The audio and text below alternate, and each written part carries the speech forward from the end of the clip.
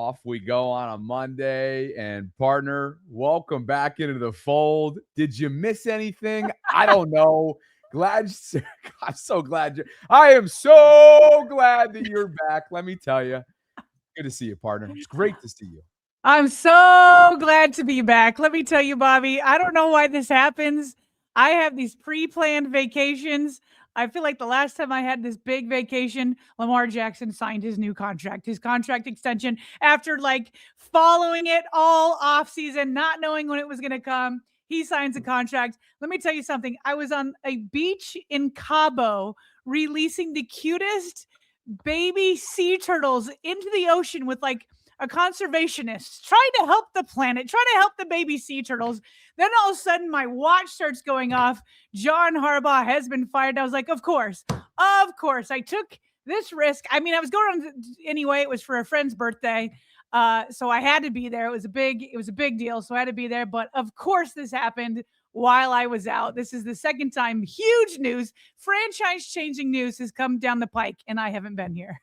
No doubt. I'll never forget it, like you said, in 2022, and I'll certainly not forget the last week or so. The last time that you and I were in the saddle together was, of course, late, like 2 a.m. late, if you will, or early Monday morning a week ago. And to consider what has changed with the state of this franchise and now the consequential decision that looms for Steve Bisciotti and company to answer, it's hard to truly put it into terms. It's taken the league by storm.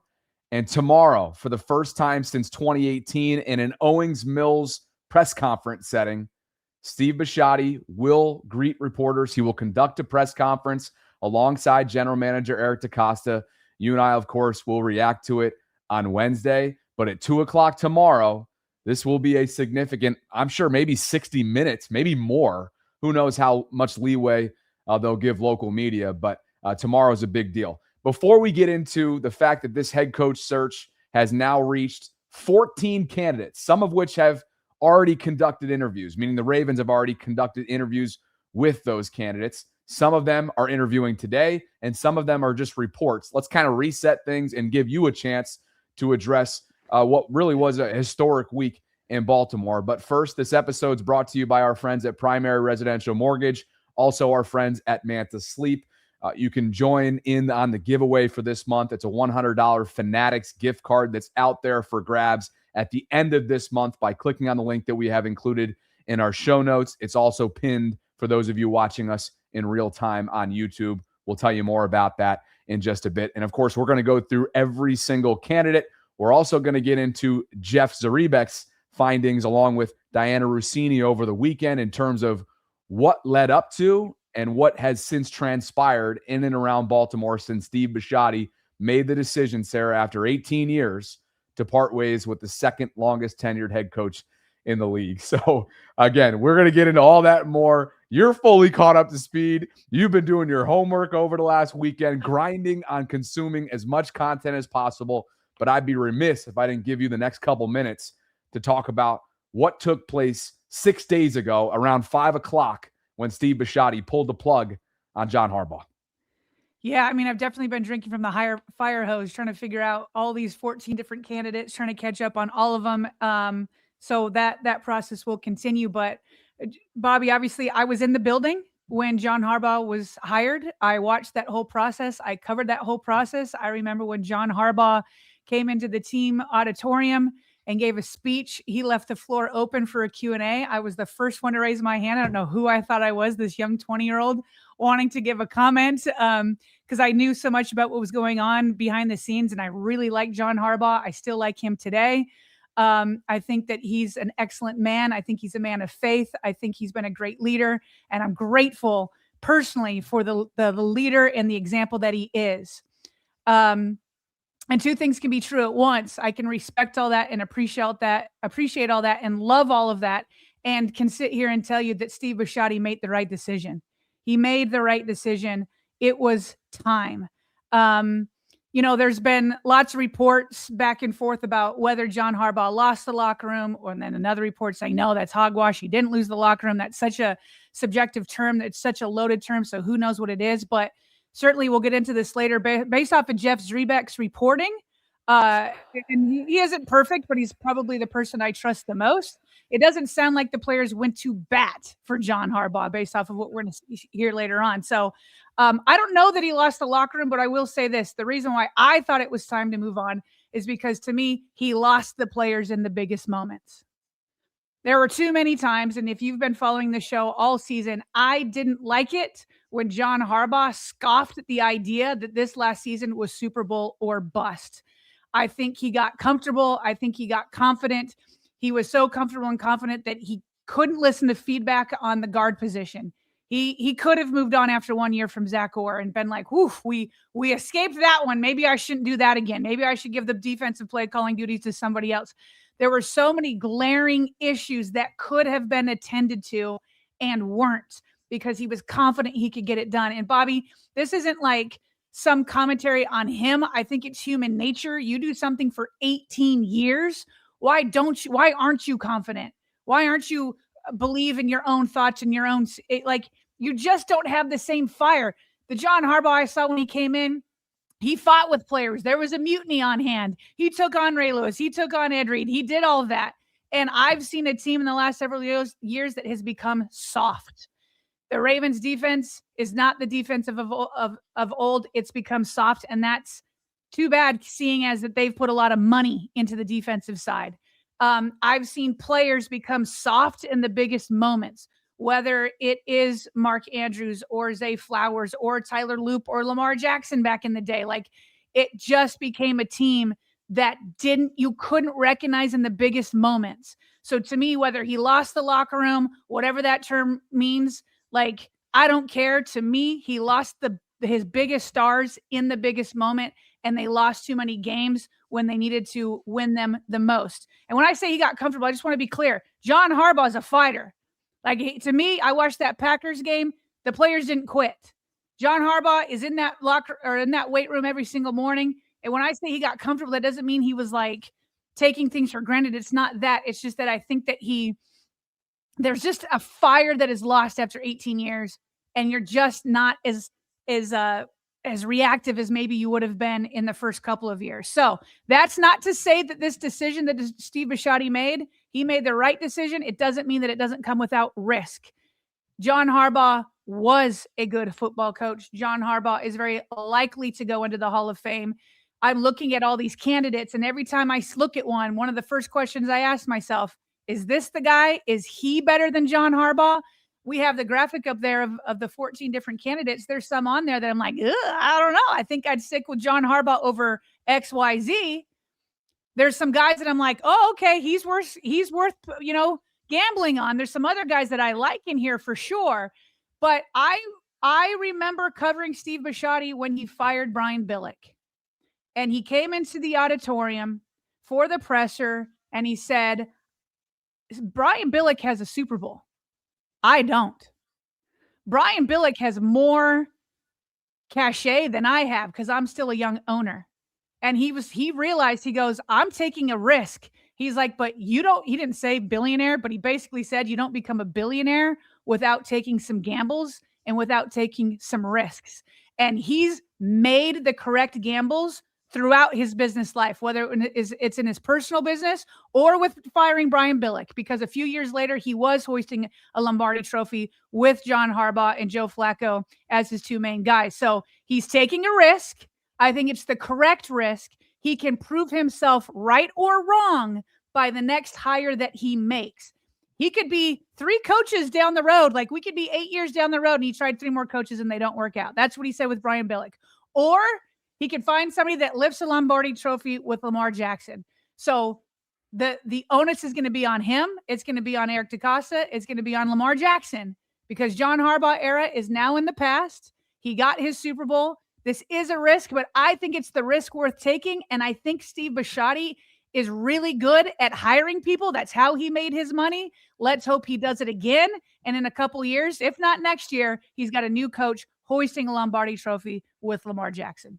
Yeah, it's well said, partner. Welcome back on that note. And 14 candidates, as you referenced on the screen. It's a graphic that I'm going to have to dial up some of the Canva designers to see if this continues to grow, the candidate list. Canva is going to have to give me more designs to work with, because there's just not enough to go around. Now, I did put Bisciotti and DaCosta in this graphic for those of you that are watching us, because there wasn't a 14. It was a 16 graphic only. That's where we stand. And Sarah, just a few years ago, when they cast a wide net, that was the phrase, and that'll continue to be the phrase in terms of how to just best describe this search when they were looking for the post-Greg Roman successor, if you will, at the offensive coordinator position. They have already, 6 days into the search process, reached 14 total candidates. That was the number when they ultimately decided and landed on Todd Monken. There were 14 different candidates, 21 different interviews conducted, and they go to Georgia and tap Todd Monken. And certainly, for the most part, over 3 years, a lot of success that made their decision right at the time. What you're seeing up on the screen, we're about to dive into every single one of these candidates. We appreciate you guys for being with us today. And let's go in chronological order in terms of what's happening as of this morning. And Tom Pelissero of NFL Network noting the former Dolphins coach, Sarah, as you were in the air a week ago today on NFL Black Monday, he was let go. I think it was either Monday or Tuesday. I can't remember the day. But Mike McDaniel in Miami, after several seasons as the head coach of the Dolphins, was let go. Since then, as you see on the screen, he's had several teams interested in his services, including the Ravens, the Browns, Falcons, and Titans on this list as well. So a lot of people have been like, oh, wow, Mike, man, he'd be a phenomenal play caller. And I agree with you in terms of his offensive coordinator experience and his offensive bright mind, but not so fast. He's going to get several, as you see on the screen, head coach looks, Sarah. And that's why it's like, okay, it's fun and all well and good to view him as that, but he might not get through this hiring cycle without his services being yet again pursued by a team at the top. That's the problem. Is I agree with you. I would love him as an offensive play caller. He's often, I just look back at what he did in the beginning with Tua Tagovailoa, who's like, a solid quarterback, but certainly isn't Lamar Jackson. And I feel like he had success, especially in his first 2 seasons with Miami. Dolphins were near the top in NFL yards per play and overall efficiency, and didn't have the most talented offensive line. He's got, time with the 49ers as an offensive coordinator. I think he does well with the run game. Like, I feel like it'd be fun to watch him put together a game plan for Lamar Jackson. But do I think he's the next, face of the franchise? He's 35-33 over 4 seasons. Again, you could say this about everybody. It's like, yeah, but they didn't have a quarterback. They didn't have Lamar Jackson. Well, whoever gets here is going to have Lamar Jackson. So it's not like, ooh, well, he should get a chance with Lamar, or this guy should get a chance with Lamar, or that guy should get a chance with Lamar. I think the best indicator of the future is your past. 35 over 30 and 33 over the last 4 seasons doesn't scream like, ooh, upgrade over John Harbaugh. Play caller, sure, but I don't think he's going to be available for that. He probably will land a head coaching gig with as many looks as he's getting from so many teams. Not to mention 0-2 in the postseason for Mike McDaniel. Remember, he hung a 70 piece on Denver a few years ago, just as Sean Payton had taken over for the Broncos at the head coach position. I'll never forget that. A 70-point burger. That was ridiculous. Really brilliant offensive mind. Was in Miami from 22 to 25. Has a tremendous amount of experience. Comes from that Shanahan tree, if you will, Sarah, along with the McVay and the Shanahan trees. There's something attractive about that, given the track records of guys that have come up from underneath their rankings and had a lot of success. Jesse Minter, as we continue to kind of play the chronological game as of this morning, and again, if you're not watching us in real time, it is currently Monday, January 12th. The Ravens are requesting an interview with Chargers defensive coordinator Jesse Minter. Sarah, he's not a name that needs any introduction if you've been following along with the Ravens organization and John Harbaugh's assistants over the years. Baltimore also interviewed, as we'll discuss in the coming slides ahead, Cliff Kingsbury this morning. They're also on schedule for Anthony Weaver. We'll get to those candidates in just a bit. Jesse Minter, someone that I spoke to Jimmy Smith about right here inside the vault on Friday. They overlapped in Baltimore. I'll give you Jesse's resume in just a bit if you need a reminder. But Sarah, Jimmy, as he always is, generous with his time and really insightful on Jesse's potential head coach candidacy in Baltimore. mean, Jesse's a great coach. He's just very, let's say, very Michael McDonald-ish in the sense that they both came in assistants, and those are the guys that before games you're like, hey, give me a couple extra nuggets because those guys study the game so well, and they know and they prepare very well. So I feel like with Jesse, I'm not gonna call him Mike McDonald, obviously, but that's kind of the mold I would see him in. Like he's a defensive minded guy. He was our DB coach and has respect of the players and communicate with us. When he used to run the meetings, when he used to do his time doing the meetings back then, it was like he did a great job. So he's not a person that's like scared to speak up and all that. So I've been watching his career since he left us and watching him at Vanderbilt, and he's been doing a good job. But that you just never know. Like I said, it's hard to know what the Ravens are because the like I said, the guy Davis Webb, I'd never thought, who was that? Who was that guy? And then it's like, oh, okay. They obviously, you know, have a different thought process than we do as fans, and they are looking at different stuff. But it seems like by the list that we're going offensive minded. It just feels like that. We'll see about that, Jimmy. There's several names since that interview was had on Friday. And not to tout the vault, not to tout that interview, Sarah, he was exceptional. We went for nearly 40 minutes. I highly encourage everyone, if you want a good dose and really a blunt assessment of his former team from number 22 himself, go check that out in our best of playlist after the show's over. But Sarah, as we both know, Jesse came up through the ranks, not only through his former player ties. He was a former wide receiver at Mount St. Joseph College, but just has a ton of different experience at both levels. It began in Baltimore, really, from a Ravens perspective, as a defensive assistant under John Harbaugh in 2017, and worked his way up to become the defensive backs coach in 2020. After that, he went to Vanderbilt to call defensive plays. Then Jim Harbaugh taps him to go to Michigan. They win a national title, and he bolts with Jim and the rest of that staff, essentially, to become the Chargers defensive coordinator, where he's been the last couple of years. And what's interesting about the postseason now being in full display, Sarah, a lot of these candidates get their chance to kind of make a case in front of a national audience. And in a losing effort last night, Jesse really did do that, holding Drake May and the Patriots to just 16 total points. Now, Greg Roman's side of the ball, we'll get to that in just a bit, only put up 3 points, but a really solid effort from Jim Harbaugh's defense, including Odafe Oweh last night in the final wild card game last night. Yeah, the Ravens defense gave up a few more than 16 points when they played the Patriots. So, getting back to sub 20-point games would be nice. It's interesting because with Minter, a lot of people are like, no, they're just trying to cleanse themselves of Harbaugh and his tree, which I get. And at the same time, those same people probably would have been fine with Mike McDonald and would have been like, hey, Mike McDonald, please let Harbaugh go and get Mike McDonald. If you had a chance to get Mike McDonald, you would do it. And you'd be like, who cares that he came up through the ranks under Harbaugh? It was literally John and Jim that let him cut his teeth in the NFL. So you can't rule people. I'll just say you can do whatever you want. Everybody can do what they want. I'm not going to rule somebody out just because they came from the Harbaugh tree. Mike McDonald want to come back? Let's do it. I don't care that it was John that gave you a chance. So Jesse Minter is one of those names that this whole interview process will not be complete until they interview Jesse. He was the most obvious guy that should get an interview. He is an up-and-comer. Maybe it is unfair to compare him to Mike McDonald, but that is what the Ravens are looking for. They are looking for the next. Listen, I think Steve Bisciotti's he's got to go one extreme or the other. Either he's going to go and do the same thing he did with John. I'm going to go find the next Hall of Fame head coach that can be here for 10, 15, 20 years, right? That he's going to try to recreate that kind of mold. He's an up-and-comer. We start fresh with him. He's our guy. He wasn't somebody else's guy. Or he's going to be like, I don't have much time. Lamar Jackson, he's in his prime. I got to get this done. So I'm going to go get somebody that's tried and true. Like I heard Jeff throw out, Brian Billick, last week. Belichick, you mean?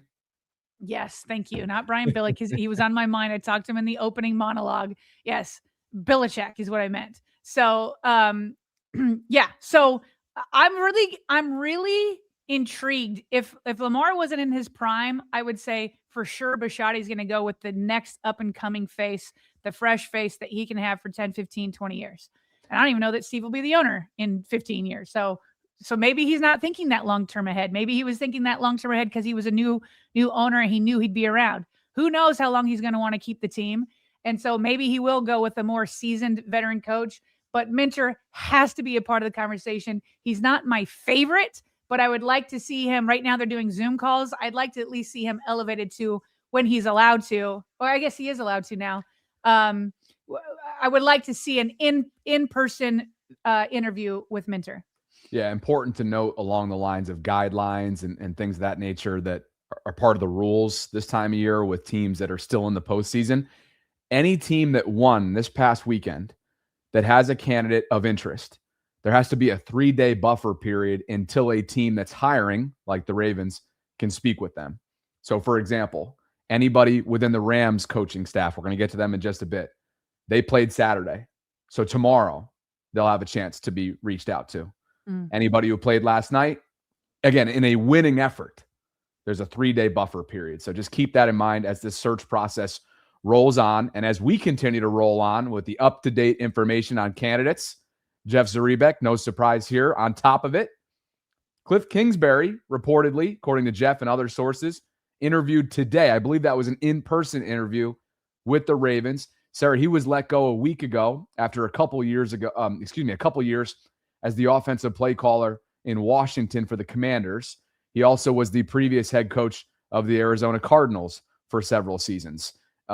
On schedule today as well is Dolphins defensive coordinator, I guess technically ex-Dolphins defensive coordinator because he was under Mike McDaniel's staff, Anthony Weaver, and also ex-John Harbaugh assistant is interviewing today. And Jeff says when they're done, they'll have completed 7 interviews. That's about 50% through the first round of interviews, and they're expected to talk to at least 14 or 15 candidates. So, again, I tallied it up in terms of where they're at overall between reports, interview requests, and completed interviews. Like we mentioned at the top, they're at 14 right now. So if Jeff is onto something, perhaps there's a secret candidate out there that could get them to 15. But as of right now, in the here and now, they're at 14. Okay, well, let me talk about both these guys. Cliff Kingsbury. He kind of, his own words kind of took him out of the running for me. I read a quote earlier today, Bobby, where he was asked about another one of the candidates, Davis Webb, the Denver Broncos offensive pass game coordinator and quarterbacks coach. And when Cliff was over with the Commanders, this is what he said. He said, if I had a son playing quarterback, I'd want him to play for Davis Webb. So I'm like, okay, well then I guess David Webb is better than you. I mean, I don't know. Like, should I not? I mean, if they're both candidates, should I be looking into Davis Webb ahead of Cliff Kingsbury? But with Kingsbury, I mean, he does have quite the background. He seems to like jump in, and then like they have success, and then it seems to fizzle out pretty quickly. So that's been kind of his pattern in his history, depending on who he's played with. But he's had a lot of different dual threat quarterbacks, and he seems to initially do well. But I'm like, can he not evolve? It just seems like teams eventually catch up. Whereas I felt like with Todd Monken and Lamar Jackson, they did evolve. And so I think that needs to continue. And then with Weaver, I like Weaver a lot. I like him. I'm glad he's in the building. I like him. I just don't know that I like him as much as my favorite. And I think we might be getting to him sooner than later. While we're on the Kingsbury topic, and we'll have some supplementary information here on the Kubiak side of things, which of course that's coming up in just a bit, along with Anthony Weaver. Here's Kevin Sheehan, popular DC sports personality. Had him on the show last week, Sarah, on my personal channel. Just some interesting context to keep in mind as it relates to Cliff's candidacy and what went right and wrong for him in year 2 after, again, an NFC championship appearance with a rookie quarterback in Jaden Daniels the year prior, just a year ago. Injuries. I mean, they didn't have their starting quarterback this year. He played in basically 3 games out of 17, start to finish, completely healthy. Played in 4 games, start to finish in total, and participated in 7 of the 17. So When you lose your starting quarterback, and that starting quarterback is coming off the greatest rookie season in the history of the league, and he doesn't play, you're doomed from the start. And then they lost running back 1, wide receiver 1, wide receiver 2, wide receiver 3. They were without their starting guard, Sam Cosmi, who has been a Pro Bowler for the first 6 weeks of the season. The team was absolutely decimated with injuries, both sides of the ball. It was carnage, really all season long. And that's the biggest explanation for 5-12. What's interesting, Bobby, is that the offense, without its starting quarterback and then playing backup and then the third stringer for 2.5 games, Josh Johnson finished up the season. They actually finished pretty high in a lot of offensive categories. 4th in red zone offense in the entire league, 4th without their, key players, especially at the skill position spots. They were the 4th leading rushing team. They were 12th in yards per play.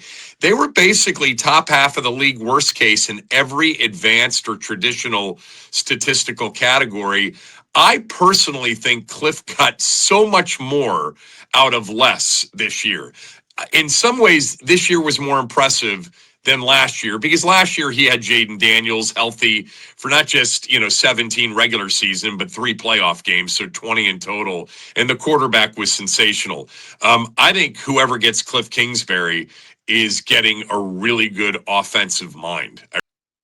Sarah, I present that more so just food for thought, right? In terms of the context, in terms of what went really wrong for the Commanders this year and what Cliff was able to do successfully. And I think, it's an important time to remind everyone that just because someone's being brought in Cliff's case, because he's a free agent, or they're just conducting a Zoom call, doesn't necessarily, what's that going to hinder? It's not going to hurt anything. If anything, maybe you're learning more about your own organization, about your own operation, because every single one of these candidates is obviously coming in well-studied, probably has evaluated you to a certain extent, and is coming in with their own unique perspective. So important to remember that aspect of it as well.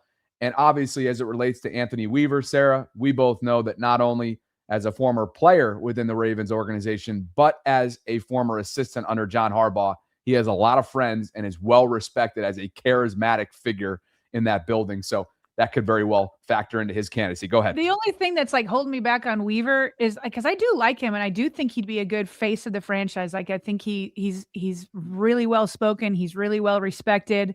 Sorry, I just see somebody walking up to my door outside the window. It is my husband. I wonder if he's locked out. I might have to go and check in on that in a second. Go ahead. But real quick, yeah, he's coming up. But let me finish this and then I'll go unlock the door. I'm totally losing my train of thought. Oh, yeah, I think he's well respected. I think he's well spoken. I think he'd be a good face of the franchise. Usually when you get a chance at the head coaching position, you've been really good as a defensive coordinator. It's just oh, look at his defense. It's not I just don't know. I mean, he's had good defenses, but I just don't know that they've been oh, what a defensive genius like this. Do you know what I mean? Do you know what I mean? Where it's Mike Sure. McDonald, it was just oh my gosh, how did where did this come from? Where he's just clearly this defensive genius. And so I like him. I just feel he hasn't had so much success. And I'm yes, give him a head coaching opportunity. I'll be right back. Fair enough. Primary Residential Mortgage continues to support our show. And guys, we have a $100 Fanatics giveaway. It's a $100 gift card to the Ravens team store, courtesy of Primary Residential Mortgage. We're going to randomly give that away to one of you who participates later on this month. But first, and before we get to that post and how you can enter, if you have equity, but you don't want to give up your low rate, if that's the case, perhaps Primary Residential Mortgage's closed-end seconds is something that you'd like to pursue. It lets you access cash for renovations, debt consolidation, or major expenses while keeping your existing mortgage exactly as it is. Flexible use, competitive terms, smart solutions. If you have questions, you can reach out to our folks and our friends at Primary Residential Mortgage today. We have a direct line, by the way. You can easily reach out to them by clicking on the show notes link that we have, which will take you directly to primeres.com. But if you'd like to reach them directly by phone today, 410-663-2222. That's 410 663-2222. We have all that information for you in the show notes. And again, if you want to learn more today, just scan that QR code that you see right on the screen. And before we get onto the completed interview requests that the Ravens have confirmed, if you comment on the post that you see on the screen with the hashtag Vault and tag 3 friends that you'd buy a house with, if you follow PRMI Mid-Atlantic on Instagram, if you subscribe to the Vault on YouTube, which hopefully you already do, you'll be eligible for a $100 Fanatics giveaway that we'll be randomly giving away at the end of this month. Scan the QR code if you'd like to see on the screen and go maybe an extra half mile. Right here, this Google form link will allow you to easily be reached by us if you win. So thanks to Primary Residential Mortgage, and thanks to all of you. Partner, let's get to some super chats before we get back to everything related to the candidacy, and I'll let you take this one from Pete as we get started. He says, I need to see LJ at all offseason programs. Well, when you got a new head coach, in the past, Bobby, I've been like, not a big deal. But I've always said, there's 2 reasons why I feel like you should be there. 1, you have a new coordinator or head coach, obviously. Or 2, you're like a young guy and you don't know things yet. But if you're like a veteran coming back to the same offense, I'm fine with it. But this year, there's obviously going to be a completely new coaching staff. So this season, I would like to see LJ at all those offseason programs. I couldn't agree more. Or the majority of them. Stuff happens, but like the majority of them. And assuming that an extension gets done too, right? And he'll probably reset the market. Like, that's optics-wise, new era-wise, a new chapter. This is the second chapter of Lamar's career. You want him there and present as much as possible. It's almost more than just like the X's and O's of football, right? It's sending that message. It's chapter number 2 for Lamar in Baltimore. Diesel Doctor. I always forget because your handle's different than what we know you as. Diesel Doctor with a 50 spot to get us started today. Sarah, Bobby, it's not the ending we all wanted, but I'm truly blessed to spend another season with you guys. Give us Clint Kubiak, even John Gruden. He deserves another shot. Love Harbaugh, the man, but coaching has been stale. Diesel, appreciate you. And that does remind me, Sarah, instead of a poll, we went with a Q&A today. And what I asked everybody and what you and I are asking everybody today is simple. Give us your top 3. Narrow it down of the 14, or maybe, John, I don't believe I've seen any reports out there, credible reports, that John Gruden's in the mix. But go ahead and throw in, it doesn't have to be the 14 candidates, your top 3 for you and your preference in Baltimore. Day Cards is with us today. He said, why get a coach that was fired not that long ago? No Flores, Saleh, or McDaniel. Teams that have fired that same coach not long after. Appreciate you, Day. And Sarah, that now brings us to 1 of 5 candidates who the Ravens themselves have completed interviews with. That's confirmed by the team via their social platforms. And one of them is Matt Nagy, who, of course, has served as the offensive coordinator under Andy Reid over the last several seasons. And Sarah, I hate to be negative Nancy, but take a look at the graphic on the left-hand side. It's kind of undeniable that since he showed up, they've really struggled offensively. Adam took a look at the Chiefs' yards per play rank throughout the throughout the Patrick Mahomes era. And again, Nagy took over as play calling duty, as the play caller in 2023 in Kansas City.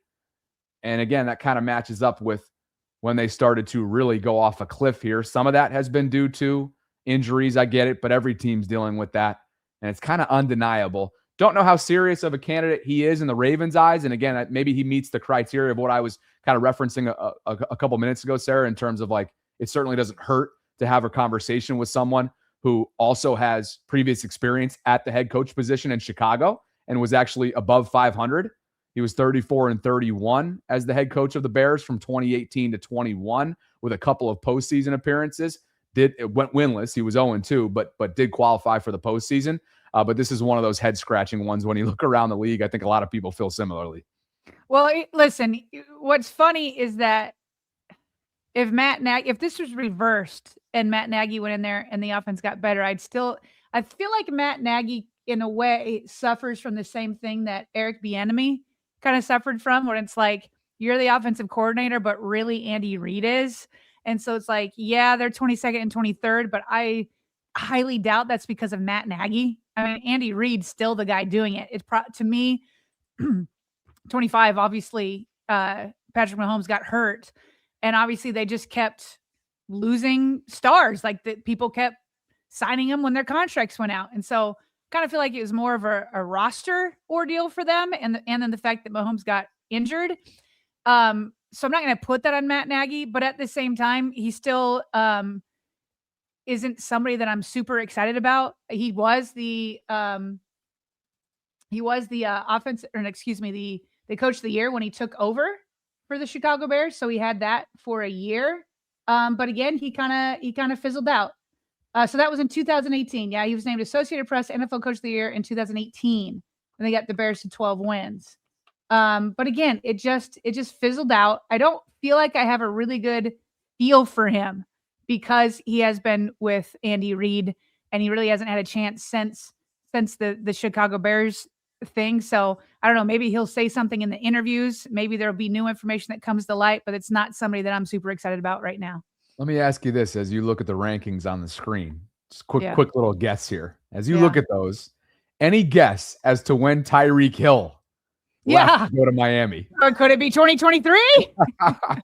After the 22 season, he left. Actually, you know what? I think his first season, let's see, when was his first season in Miami? It was right around there. Was it 22 or 23? He's been in Miami since 22. So they had a lot of success with him in their first season without him, right? In 22, they were first overall in terms of yards per play, but it was not sustainable, as you can see. Because and look, hey, they won a Super Bowl. I get it. They won one Super Bowl after the Tyreek Hill era left.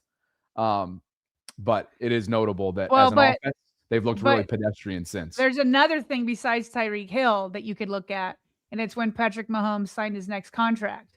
So he signed it in 2020, but obviously it was backloaded.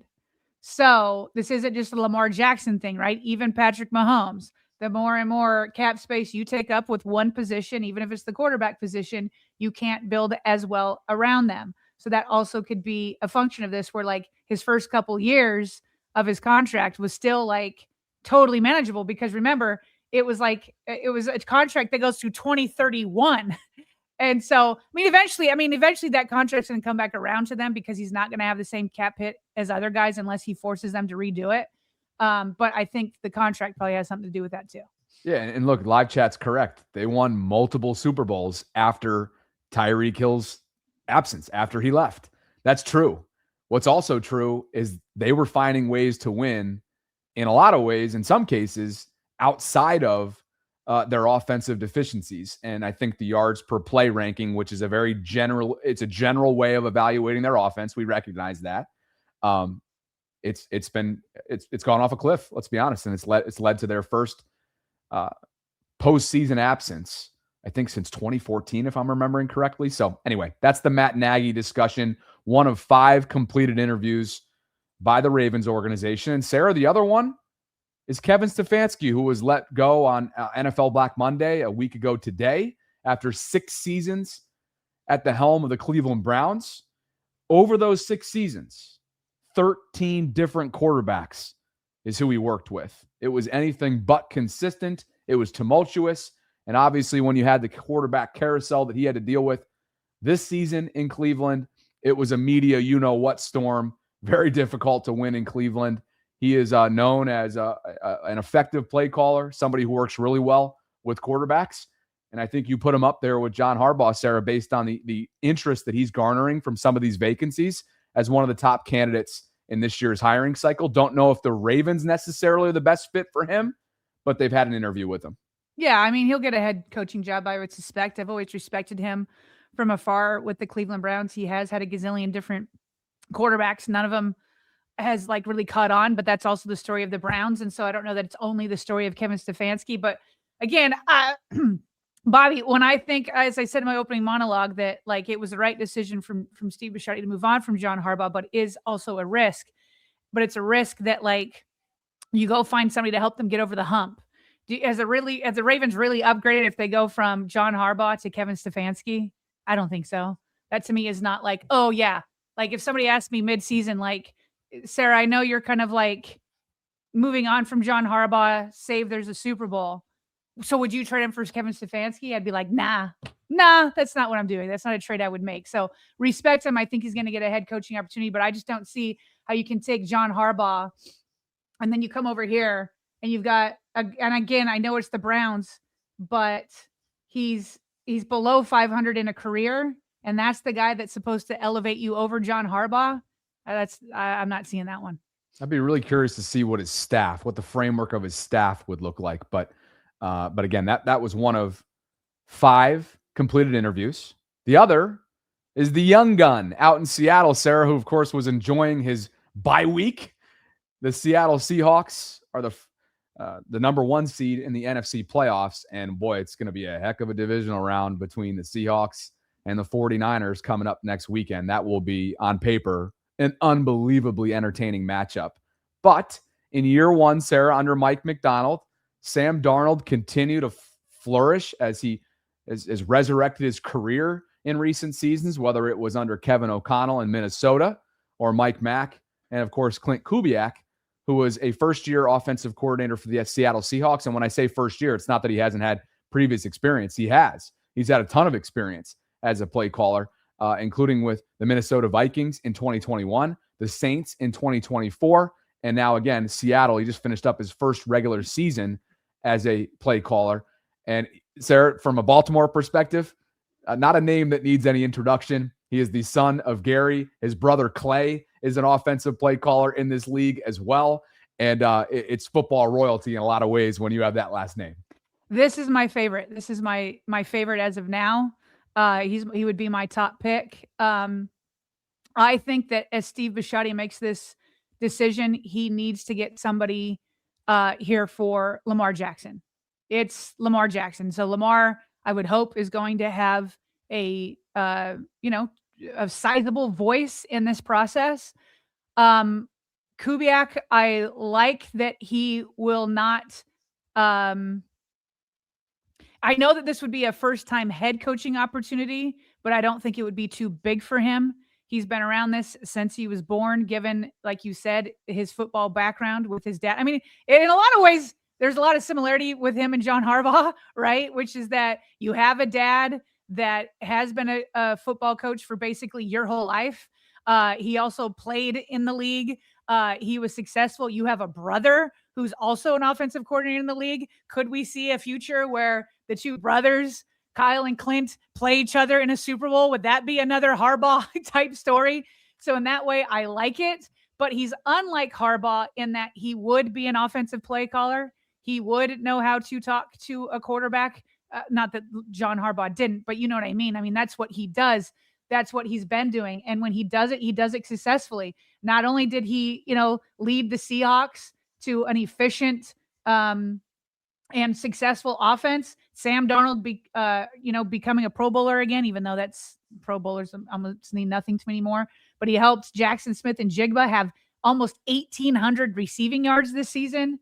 And even though he would be a new head coach, he's been around. Like, it's not just with the Seattle Seahawks, but it's with the Vikings. It's with the Saints. And I do trust Mike Macdonald's judgment in who he hires.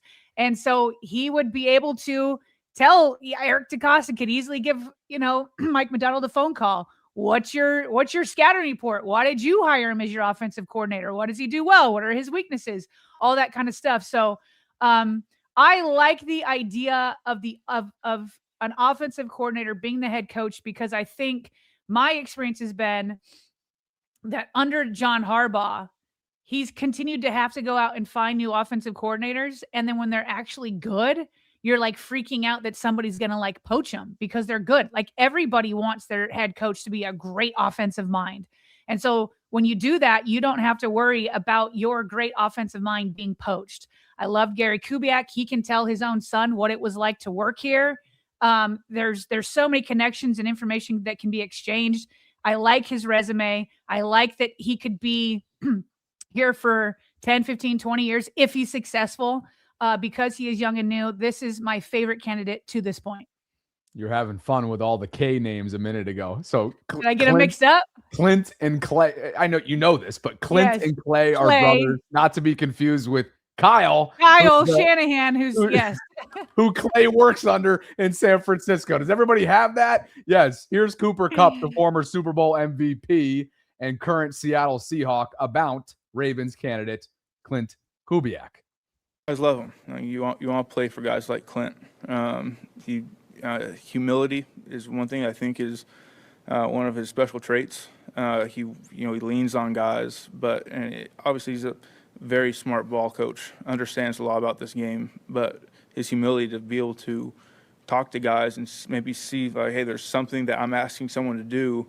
Maybe they can't do it for some reason, and maybe there's a better way to do it. And his openness to be able to talk to players and to the coaches that he has around him, and to delegate and be able to grab everyone's best traits and bring them all to the forefront. I think he does a great job of that. So, I think he'll be great. Hopefully he's here, but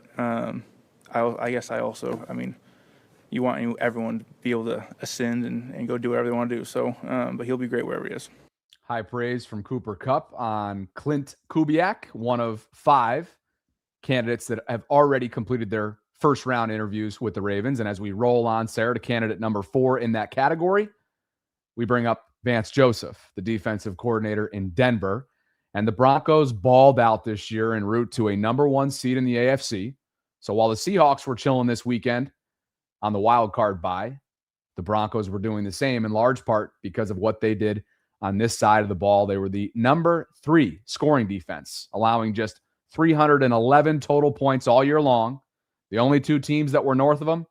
And what's ironic about this graphic, Sarah, is that all 5 up until yesterday when Philadelphia was eliminated, all 5 of these teams are playing in the postseason.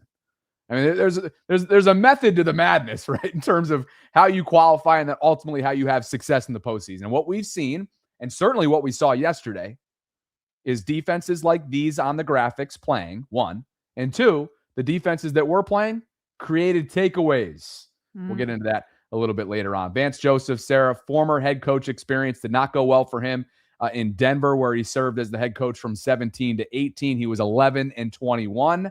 But again, under Sean Payton these last couple of years, this has been a dominant defense, all 3 levels.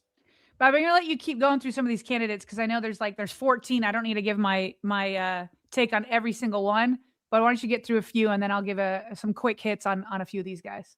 Yeah, you heard Jimmy Smith have a little bit of fun with Davis Webb earlier in that clip that we played, almost saying, like, not disrespecting the guy, but being like, who's Davis Webb? Well, Sarah, he's younger than me. He turns 31 January 22nd. He's a former quarterback at the collegiate level, began his career at Texas Tech, part of the air raid under Cliff Kingsbury from 13 to 15. He then transferred to Cal. He was a 3rd-round pick in 2017, began his career and ended his career with the Giants, played a little bit with the Jets and the Bills in between those years. Very brief NFL career, if you will, in terms of a player, just from 17 to 22. And then immediately got into the coaching ranks and is kind of one of those fast track guys, probably one of those candidates that if you're Steve Bisciotti and his hiring counselor, you're like, let's have a conversation with this guy. He's a young, bright mind. Let's see what he's about. He's been working closely as Bo Nix's quarterbacks coach in Denver, and Bo's had a lot of success here in the early going process. So again, one of those candidates that has been completed. This does now bring us to the end of those 5 that we know of. But again, Cliff Kingsbury, I'm guessing that graphic from the Ravens era will be coming out in the hours ahead, I would think, being that Jeff's reporting suggested that interview was done today, along with Anthony Weaver at some point today. So those are your completed candidates in terms of interviews in the early going initial process. Let's now get to the Sean McVay tree, Sarah, shall we? The coveted, sought-after Sean McVay tree. The Ravens reportedly have interest in a couple of Sean's candidates because the Rams won against the Carolina Panthers on Saturday. These 2 that the Ravens have interest in, according to Albert Breer and Jeff and others, they can't be spoken to or interviewed until Tuesday, until tomorrow. That's that 3-day buffer period. So let's talk about him. Nate Scheelhaase. Believe me, I got the pronunciation right, Sarah. I've had a lot of time to figure this out. Nate Scheelhaase is one of two candidates that the Ravens have some interest in. And he's, again, one of those young, up-and-coming, bright minds who's a former quarterback himself, lit it up during his career at the University of Illinois, and then immediately got into the coaching ranks, was in football operations at Illinois, then served as their running backs coach, then an offensive assistant. Then he went on to Iowa State. He was the running backs coach. He was promoted to the wide receivers coach. He knows Charlie Kohler from his time at Iowa State. Like, there's a lot of experience there. And then he caught the eye of Sean McVay, where he became the offensive assistant and passing game specialist in 24, then promoted to pass game coordinator this past season in 2025. And again, will have his chance to continue his postseason debut here as the Rams move on to the divisional round. Sarah, you see the interest right here. I should say the resume right here. A young guy. He's 35. He'll turn 36 next November. This makes you think about something along the lines of a staff framework. If for some reason they have an interest in who apparently is a Sean McVay protege, like Chris Shula, who's also on that staff as the defensive coordinator, could somebody like Nate get the invitation to serve as his offensive coordinator? Should Chris get an opportunity to go be the next head coach? So anyway, get on in here. The Sean McVay tree is something that the Ravens are potentially in pursuit of. Yeah, I mean, it's all fine. I feel like I still need it. Like, these are the ones that I'm still drinking from the fire hose. So, like, these are guys that were rumored. I am putting most of my efforts in who has been in terms of like catching up from my week off. So I'm going to reserve my opinion on like this Sean McVay tree until I've done a little bit more research and heard a little bit more about them. But my guess is that you just have respect for teams that are winning. And the Rams have done some winning and done pretty well. So I'm going to hold my opinion on these guys for now. And you have respect for a proven track record, which is the tree. Take a look at the current active head coaches that have risen the ranks under Sean McVay's tutelage. Guys like Kevin O'Connell in Minnesota, Liam Cohen really turned around Jacksonville in under a year. They played in the postseason and lost a heartbreaker to Buffalo yesterday on their home turf. Matt LaFleur in Green Bay, Zach Taylor in Cincinnati. These are just a few. So, of course, the glazing comments. You guys are hilarious. Yeah. Sean McVay, guys, listen. Sean McVay had his track record and the success that he's had as a coach, I think, makes these types of potential hires or these potential candidates intriguing. I don't know about the legitimacy of their candidacy at this point very early in the process, but Sean McVay has already won a Super Bowl title. The guy wins. He's a winner. And given the proven track record, what you see on the screen, I find it to be interesting. Two of the 14, Sarah, that have initial level of interest here, and the Ravens won't be able to speak to these two Rams assistants till tomorrow. That's where we stand right now as this search rolls on. Joe Brady is somebody that we learned of last week. He is the offensive coordinator under Sean McDermott in Buffalo. Again, since they won, there'll be a 3-day buffer until the Ravens can actually conduct an interview with him. They're moving on to the divisional round, but Joe Brady is someone. Obviously Josh Allen's coming off an MVP season. Obviously, I think we all agree that should have gone to Lamar Jackson, but that offense has found ways to be successful. And Robert Saleh, Sarah, another one of those, much like Jesse Minter last night. Yes, it was in a losing effort.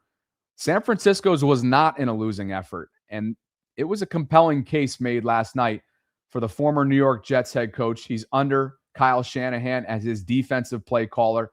No Bosa up front, no Fred Warner in the middle. They find a way to get a win last night against the Philadelphia team, and the Ravens have interest in him. Yeah, I love him as a defensive coordinator. I love him a lot as a defensive coordinator, not necessarily sold as a head coach, although I'd be open to it. I'd love to see, what the Ravens think of him if and when they're able to get him in the building and talk to him. But, I know that there's hit between him and this guy right here, Brian Flores, there's obviously a lot of buzz around these two because while Clint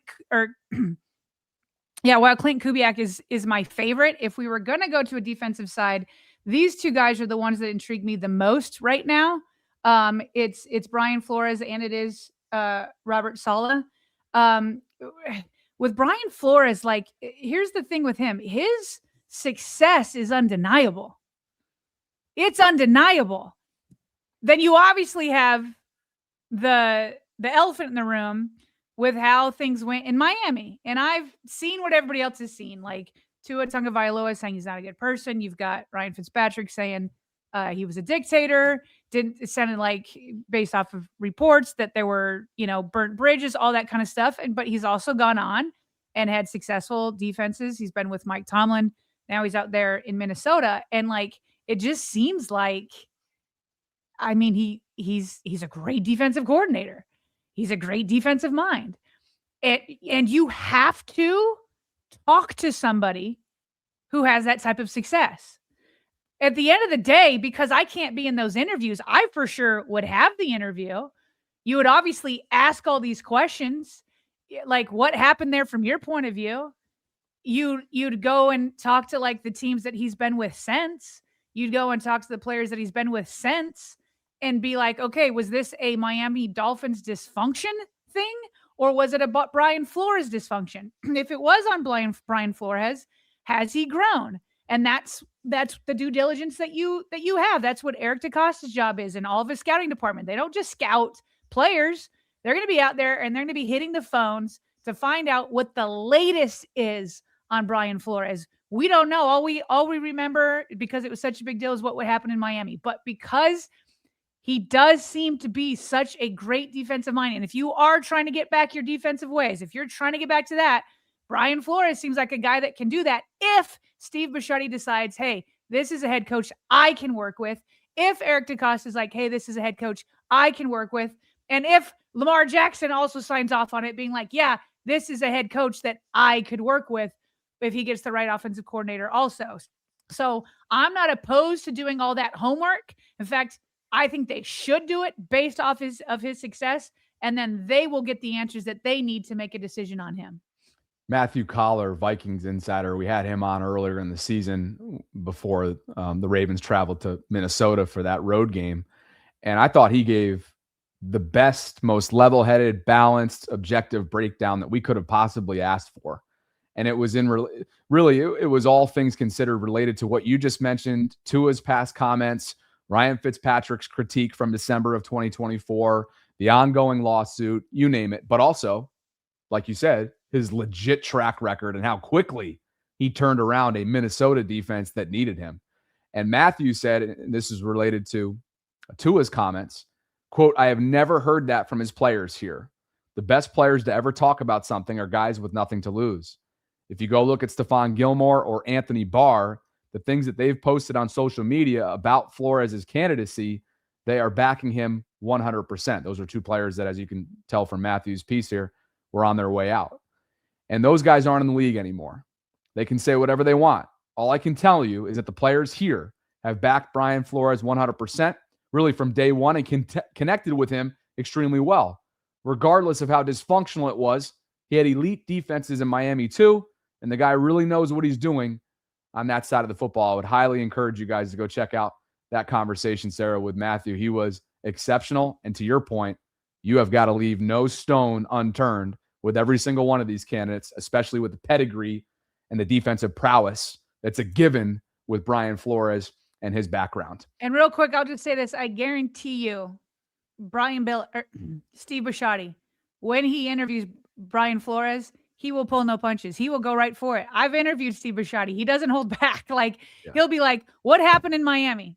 Why did Tua say that you're a bad person? Why did Brian Fitzpatrick just say this? But he'll also be like, but I also talked to the people in Minnesota, and I've also talked to the people he will be direct, and he will get those answers that he needs to make a decision. Dreams has him on his top three that we gave a call to action earlier on. Today's Q&A is, who are your top three candidates to replace John Harbaugh? Dream says Flores, Kubiak, Saleh.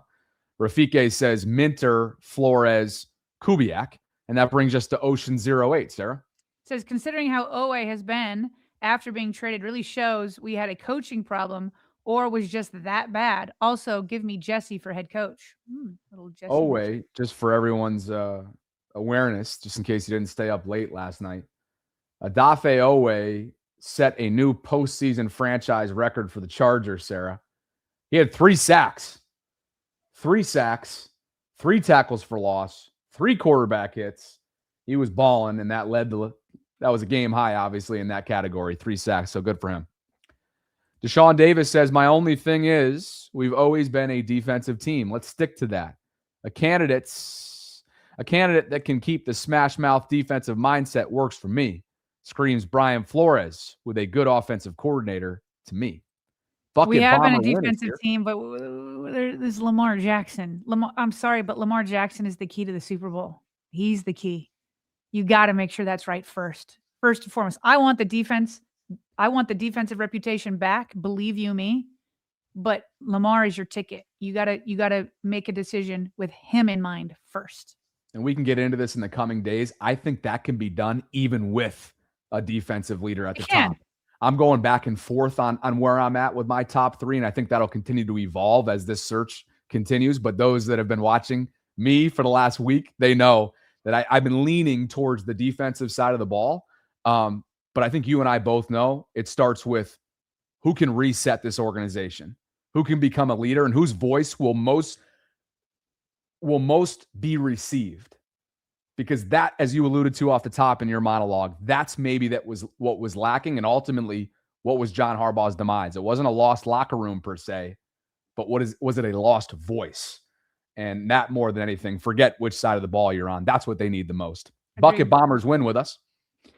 How could he said, how would like the prospects of a Clint Kubiak head coach and Jim Leonard DC pairing?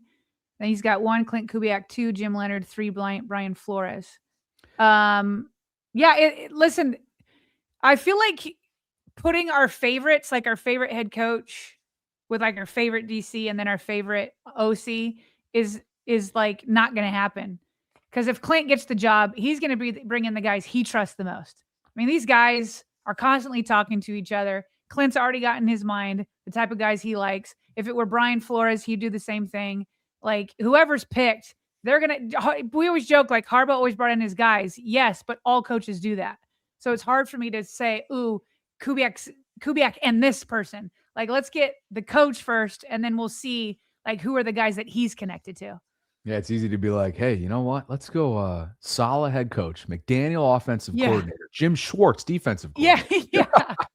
All 3 are getting head coach interest. Dozy Dope says Clint for head coach, Flores for this is what we're talking about. But this is fun. We're just streaming right now, so let's stream with them. All right. Dozy says Clint for head coach, Flores for defensive coordinator. Head coach might be too heavy for a guy with a big lawsuit on his plate already. That combination would feed families with EDC. Dawn Hudson is with us. Says Kubiak is my favorite too. Ravens fans, do not panic when Darnold turns into a pumpkin this Sunday. Some quarterbacks can't perform in the playoffs. Also see who's that? Is it T Lawson? I don't know. Trevor Lawrence. Okay, I'm like, who's he referring to? Thank you. I think both 1 seeds go down this weekend, he predicts. Thanks, Dawn. I'm guessing that's a she. Board certified DJ says McDaniel had the worst GM, offensive line, and quarterback in the league and won 8 games. Imagine what he could do with Lamar over the next 4 to 8 years. Young with experience. Kubiak under center. The scheme fit, not a fit with Lamar. Bruce Clay 90. I mean, all these guys. First of all, some people were reaching out to me today because I tweeted about Saleh's campaign or case that he made last night, and they were talking about the schematic fit. Baltimore. You don't think these guys are adaptable? They're going to adapt based on the fit of where they end up and where they ultimately want to go. I get it. It's a different scheme. It's 4-3 in San Francisco. I get that. But these guys are adaptable. That's ultimately going to make them a coveted candidate. Bruce Clay is with us. Says Flores greater than Kubiak. He says Flores shut Seattle offense is down. Wes says, I don't care who we get so long as they're young, energetic, and can bring the F the Steelers energy like we saw from Ben Johnson the other night or Brian Billick. F the Titans. That was a classic video. Don't want a PR nice guy from Wes. Mary's with us. I think Steve does. I think he likes a guy that can be a face of the franchise that isn't going to be I think he's going to want somebody that's well-spoken and is a little bit PR savvy. I could be wrong. Did you see the post-game handshake after Packers-Bears? Post-game handshake after Packers-Bears. No. Oh, Ben Johnson and Matt LaFleur, no love lost. Those guys hate each other. And Ben gave him the quickest, coldest, shortest handshake on record. Absolutely hilarious. And the Packers-Bears rivalry, if that needed to be reignited, consider it done. Mary H is with us. Now you got me looking it up. Oh, you got to look. Oh, While you it's do that. not that big a deal. You just Oh, what? Are you looking at the right thing? I'm looking at it. I mean, it was 1 second, and he starts running for sure. Oh, it had There a was little no bit hug of juice to there. it. There was no hug there. It had a little bit of juice. And I'll tell you this, Sarah, speaking to the consequential decision that obviously now hinges on everything that Steve and his team now have in front of them. Coaching matters, man. Look at what Mike Vrabel, Liam Cohen, and Ben Johnson did in year one for their respective organizations. All three took their teams to the postseason. In New England's case, he's going to the divisional round. They went from a 3 or 4 win team to competing for the 1 seed. Coaching friggin' matters. This is a massive, weighty decision that could shape the next decade plus in Baltimore. Mary's with us. She says, would a new head coach be able to trade 89 and keep 80? This isn't a John Harbaugh thing. I don't think that they re-signed like Mark over likely because of John Harbaugh. So I think it's that based off of the reporting that Eric DeCosta tried to re-sign Isaiah Likely several times. Seems like he wanted to hit the free agent market, didn't quite get as much as he had hoped. And so they had to change directions and go with Mark. And I don't, and the head coach in Baltimore isn't making trade decisions. Is he going to have an influence? For sure. But the trades and those decisions ultimately come down to Eric DeCosta. Nikita says Saleh is proven in terms of a defensive mind. 2013 Super Bowl with Seattle in defensive QC and 2 NFC championship appearances in 19 and 25. Flores and Kubiak are my other 2 #Vault. Nikita, thank you. Edwin's with us today. It says Flores, Kubiak, or Minter are his choices. He said, we'll be good to go. I think Flores is on an expiring contract with the Vikings. If Ravens go with Kubiak, bring Flores as a DC. You're correct on that. Yeah, it he is an right. expiring contract in Minnesota. And I should also mention, as Evan just did in the live chat, Matt LaFleur, who lost this weekend, I just mentioned it, Packers-Bears, he was on the losing end of that. His seat, at least in terms of the proverbial hot seat in the social media sphere, was apparently hot going into that game. There's reports out from Schefter and other insiders that they're trying to work on an extension. He's going into the final year of his contract in 26, this upcoming season. So just keep that in mind there. Not a chance you read this. NGATA, by the way, is the spelling. Well done. Says Sarah, Bills defense yesterday, 2 turnovers. Ravens defense in 8 Lamar Jackson playoff games, 2 turnovers. We need a defensive coach. And I'll add on to that, Sarah. San Francisco had 2 as well yesterday. And you look around the league, that is part of the formula. Absolutely. Part of it. A defensive coordinator can help with that too. Weren't you the one that put that statistic together, by the way, over the years, the postseason takeaways or lack thereof? Craig Zero's with us. I don't remember. Craig says Kubiak 1, 2 Webb, 3 Mike. We need 8 Happy. Wow, man. Manny wants 30-year-old Davis Webb. Look at him, number 2 in his candidacy. Yeah. All right, Manny. Appreciate you, brother. And thanks, everybody, for being with us today. There's over 4,000 concurrents and counting on a busy Monday as this head coach search, Sarah, nears a week old. That'll be tomorrow at 5 o'clock. We'll also have, of course, coverage on Wednesday after tomorrow's 2 o'clock press conference. It'll be the first time that Steve Bisciotti sits down in a formal press conference setting since 2018. Pretty momentous day. We appreciate you guys for being with us. And Sarah, over the weekend, Jeff Zrebiec combined with Diana Rossini, NFL insider, and Jeff, of course, is a Ravens insider. They put their 2 minds together and put together a really insightful piece, thorough reporting on what led to the ultimate decision for Steve Bisciotti to pull the plug on John Harbaugh after 18 years. Let's get into some of our takeaways from that piece. Yeah, so I thought this was really well done. And like I said, I mean, not that he's perfect, but there's nobody I trust more when it comes to reporting on the Ravens than Jeff Zrebiec. So this was a good read from my point of view. I wanted to pull a couple of things that he put in there because kind of the question here, Bobby, is people are kind of wondering, was it kind of nasty work or did Steve Bisciotti kind of do John Harbaugh dirty in the way that he let him go? And also there's lots of questions. And I felt this way in Mexico. I was like, oh man, I hope something big doesn't happen. I hope something big doesn't happen. And then Monday goes and Harbaugh's still there. I'm like, okay, I guess I made the right decision to go. And then most of Tuesday is gone. I'm like, okay, Harbaugh's staying. until he wasn't staying. And so Jeff Zrebiec and Diana here are kind of looking into what happened in that 36-hour window, because when he talked to people inside the building on Monday, everybody thought, yeah, John's remaining back. And they even felt that way as early as or as late as Tuesday afternoon. So this is what Jeff and Diana had to say. They write, as players cleaned out their lockers and said goodbye to their teammates, Harbaugh conducted one final team meeting, thanking his players and coaches for persevering through a season that challenged them at every turn. This is what one Ravens veteran player said, quote, "We exited the meeting thinking there would probably be a few coaching staff changes, maybe a coordinator change. That's usually how it works. Then the next day, everything got turned on its head." That's what one veteran player said. So they all felt like John was sticking around. So according to Jeff, what happened is Harbaugh had a meeting Monday morning with Eric DeCosta, Ozzie Newsome, and team president Sashi Brown. And John's discussing his vision. This is what they do every single year. They're like, one person who was close to the situation said, okay, it was unsettled, meaning like there were still decisions that needed to be made. But this anonymous source says that there were people in the building advocating for Harbaugh's return. But then around 5 p.m. the next day, players are getting phone messages. They're seeing stuff on social media. He's fired. They're all shocked. One player said, I was shocked. And then Jeff writes, well, he wasn't alone. Jeff asked, what changed in the hours between Monday morning and late Tuesday afternoon for Bisciotti to reach the franchise-altering decision? Then he said later, it wasn't because it happened, I guess, on the phone. Bisciotti had to go back to Harbaugh on Thursday. He says, when emotions had settled, to go back and further explain to Harbaugh his decision.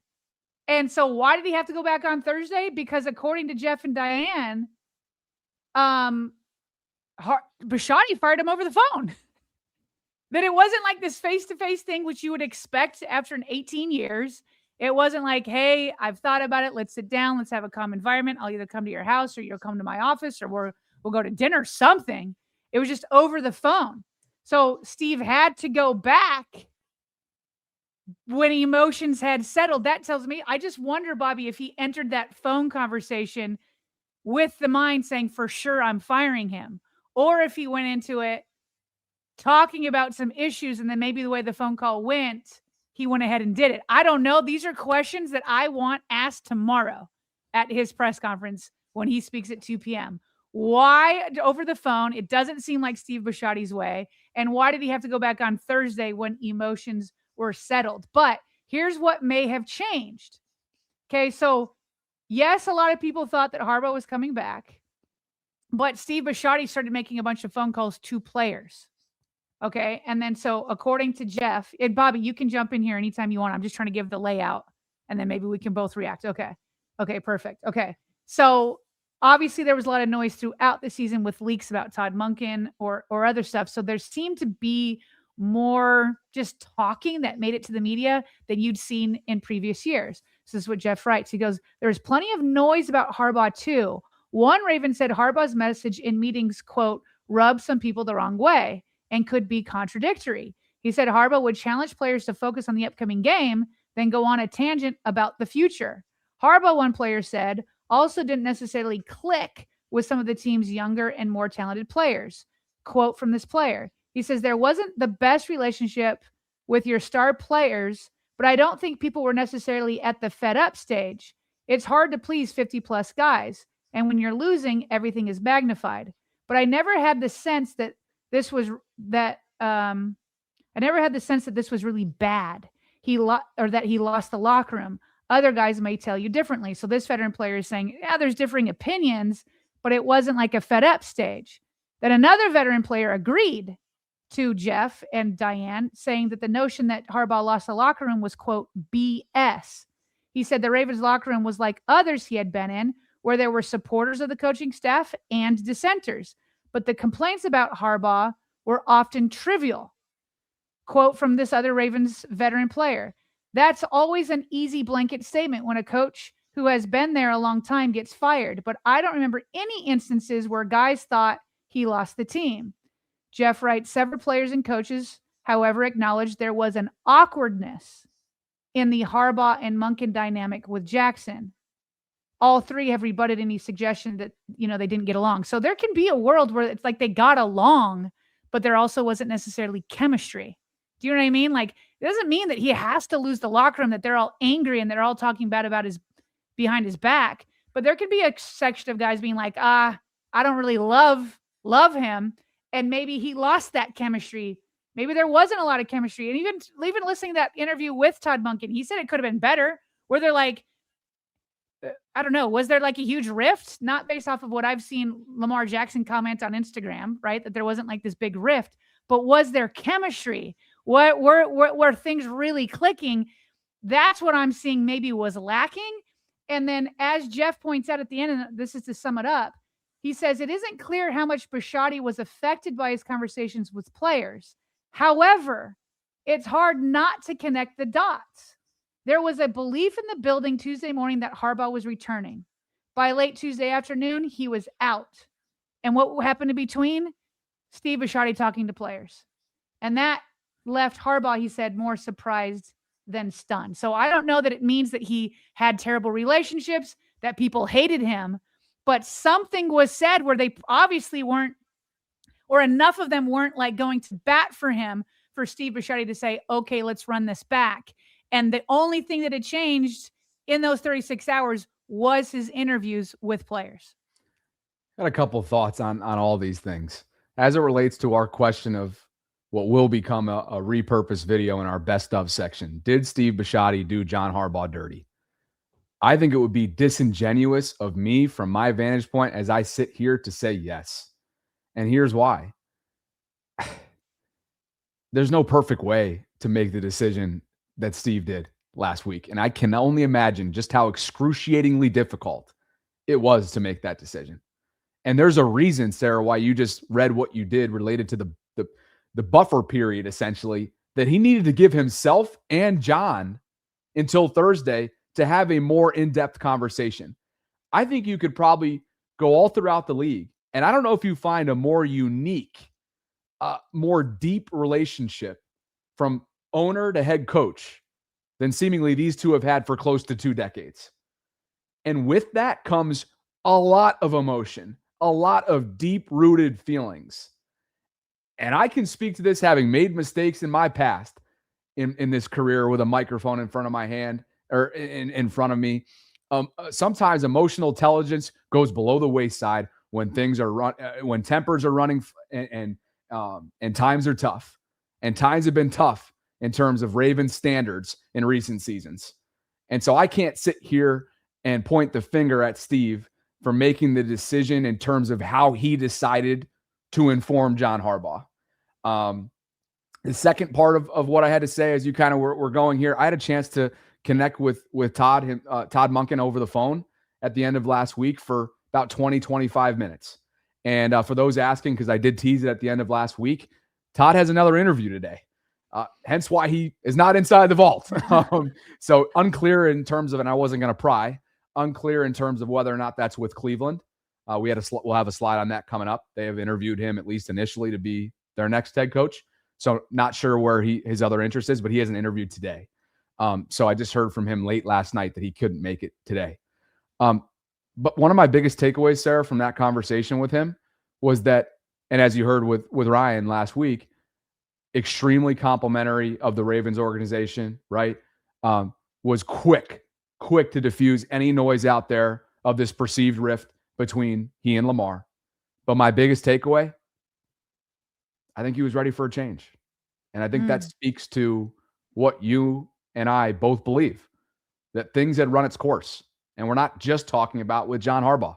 Perhaps the way this was constructed, this Ravens organization, both personnel-wise and staff-wise, had run its course. And I think Todd was aware of that. I do. And that was my biggest takeaway from our conversation. Yeah, that's interesting. And that I totally agree. Like, that's it. You don't need to besmirch somebody's character or their reputation to say it was time. And I just wonder if that was the sentiment that Steve Bisciotti was getting. And to your point on the question of like, did Steve Bisciotti do John dirty? Like, listen, I never would have predicted that In fact, I said earlier this year, like if Steve Bisciotti moves on, they're gonna do it in a really nice way, right? They're gonna maybe find him a Michigan job, or like they're gonna have like this mutual thing, and they're gonna show. So I never would have predicted in a million years. Oh yeah, things got heated over a phone call in the car, and then Steve Bisciotti fired him. So I'm going to wait to give my full opinion on that. I want to hear what Steve Bisciotti has to say tomorrow. I'm sure this question will come up. Jeff reported it. I'm sure Jeff will ask it. He should be able to, or Diana will be in there. She co-reported it and she can ask it, how that went down, why a second conversation was needed. Was that the way he wanted to do it?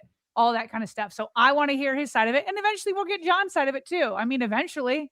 Yeah. So we'll see. But yeah, I'm interested in hearing both sides when all is said and done. But I know that there's a mutual respect between the two of them. And I'm sure John has had to deliver bad news. And I bet there's been times where he's like, well, that's not the way I wanted to do that, because he has to deliver so much bad news all the time. And I'm sure he'd be like, I wish I had said it differently or done it differently or whatever. So did I think it was going to go down this way? No. Do I think John Harbaugh was deserving of a better way of being let go? Sure. But I want to hear how that phone call went down. Meanwhile, the NFL waits for no one. And John Harbaugh has vaulted to the top. Not only has he set the National Football League ablaze, and perhaps, even though they won't say it, perhaps was the reason why Miami decided to let go of Mike McDaniel, who, Sarah, as of Monday, was involved in the team's general manager search. And then he gets shown the door the following day. There's several jobs out there. They're lining up at the door for John Harbaugh. And Rex Ryan, a former assistant under Harbs, had this to say. And one thing Rex will never be referred to as, Sarah, when it comes to his career as a TV analyst, underwhelming. That's not him. Here he was on Saturday.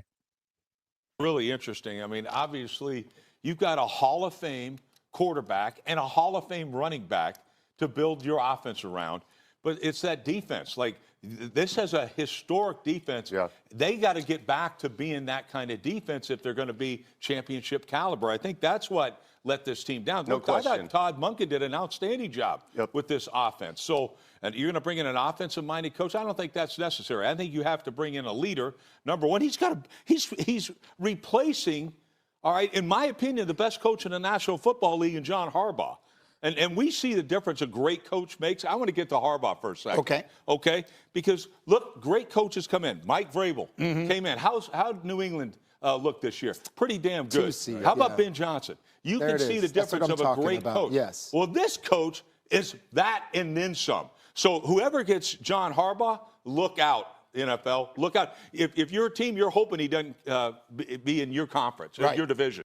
It just cracks me up, Sarah, because we have all the snippets because it's a part of our Monday day after reaction commentary, typically all throughout the season. And I don't know if anybody was more critical of the operation at times in Baltimore over the last few years than Rex. Of course, most notably referring to Mike Macdonald in year one as a first-year defensive coordinator as the hot shot guy, right? And Mike obviously has gone on to tremendous amounts of success. So part of that is what happens. The reality of TV receipts will always be out there, Sarah. But referring to John Harbaugh today in 2026 as the best coach in the National Football League is a little bit rich. Obviously, the league, the vacancies have shown you just how much he is universally respected. But Rex will Rex, and he certainly was on Saturday morning. Is Rex lobbying for a defensive coordinator job? In Baltimore. They did. Well, or with John Harbaugh. I mean, they did work together once. I'm still shocked that Rex did that because Rex wanted that job. Yeah. He wanted that head coaching job. And by the way, he did get interviewed. I think it says something that Todd Monken is not being interviewed for this Ravens job. I think it says something. Rex Ryan was interviewed because the defensive players loved him. Yeah. They wanted him to be the head coach. And then John came in knowing how much they loved him and gave him the job. I thought like he could have been threatened by that. He wasn't threatened by it. I was still shocked that both John and Rex would agree to that because Rex wanted the job and Harbaugh knew that he was loved by those defensive players. And I'm sure that could have created a rift. It could have. Yeah. So I don't know if Rex is trying to run it back with John. Hey, John, help me get back in the league. But in all seriousness, I do think John Harbaugh is one of the best coaches in the league. that being said, the national media's commentary on this is a big gap from like more local media and plus the fans. And it's like, I think the disconnect between the national and the local is that the national is constantly looking at all 32 teams. And they're like, they probably put these different franchises in buckets, and they have, stable franchises that are in the conversation every single year. Then you've got like mid franchises, and then you have just like perpetually loser franchises like the Jets and the Browns. And so they probably put the Ravens, rightfully so, in a bucket of like just a stable franchise. People are dreaming and drooling to be like the Ravens, right? And so then they're like, why are you making this? Why are you taking this risk? What are you doing? Like 18 years, he's helped you win a Super Bowl. You're always in the playoffs when Lamar's healthy, yada, yada, yada. So that's how they view it. What they don't view it as is that here in the local scene, we're watching the same movie play out every single year since 2019. It's the same movie where they like choke in the biggest moments. And you can't just keep doing that. So you can say to yourself, okay, it's a risk to move on. Maybe you're going to end up like another franchise where you have to like get a new coach every 2 years or 3 years, maybe. But for everybody here that's been seeing the same movie over and over and over again, and you can't detach John from that, because when every single one of your star players chokes, it's not just one. Like if it were only Tyler Loop, okay, fine, cut him and go get another kicker. This is a one-off. But it's all your stars doing it. And so that has to be tied to the head coach. Either you're coaching it or you're allowing it to happen. They became too soft. They aren't looking at the movie the way we are. We keep watching the same movie and we're like, no, we're losing Lamar Jackson's window. Something else needs to be tried. They're looking at it through a lens of like, well, you're not the Browns and you're not the Jets, so you should be happy.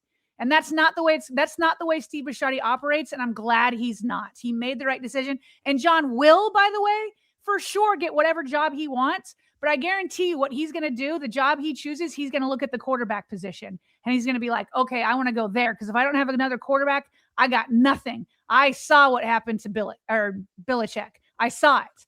I'm not going to go do that again. But the same is true as in Baltimore. All those candidates, those 14 candidates and more to come, Clint, McDaniel, all of them have like seven or basically they're going to be interviewed by every head coaching team that's available. But I guarantee you they are also going to be looking at the quarterback position plus the stability. And if they are offered the Ravens job, the Ravens will be the number one pick. The best candidate out there will choose the Ravens if the Ravens give them an opportunity. What's it all summed up as? If you're Steve Bisciotti, the calculated risk probably worth the potential reward that's out there given the decision. So let's see. What do we need to do here? We need to get a read in. We need to finish our super chats. We need to get quick hits and out of here as quickly as possible, because today is going to be one of those days. The next 24 hours is going to be something else. Continued thanks to Manta Sleep, our longest standing sponsor here inside the Vault, for the support of our program. These Manta Sleep masks give you true 100% blackout for deeper sleep. You got C-shaped eye cups built in for unbeatable side sleep comfort. Zero pressures applied to your eyelids or lashes. Advanced materials built in with ventilation for unmatched breathability. You got a bunch that you can choose from as you toggle over to the sleep masks tab. As you click on every single one, they not only give you a model, but little tidbits about some of the features that come attached. So it's great stuff. We love them. We appreciate them. Go check out the sleep earplug section as well while you're at it. Maybe get yourself a white noise machine to put you in a cocoon.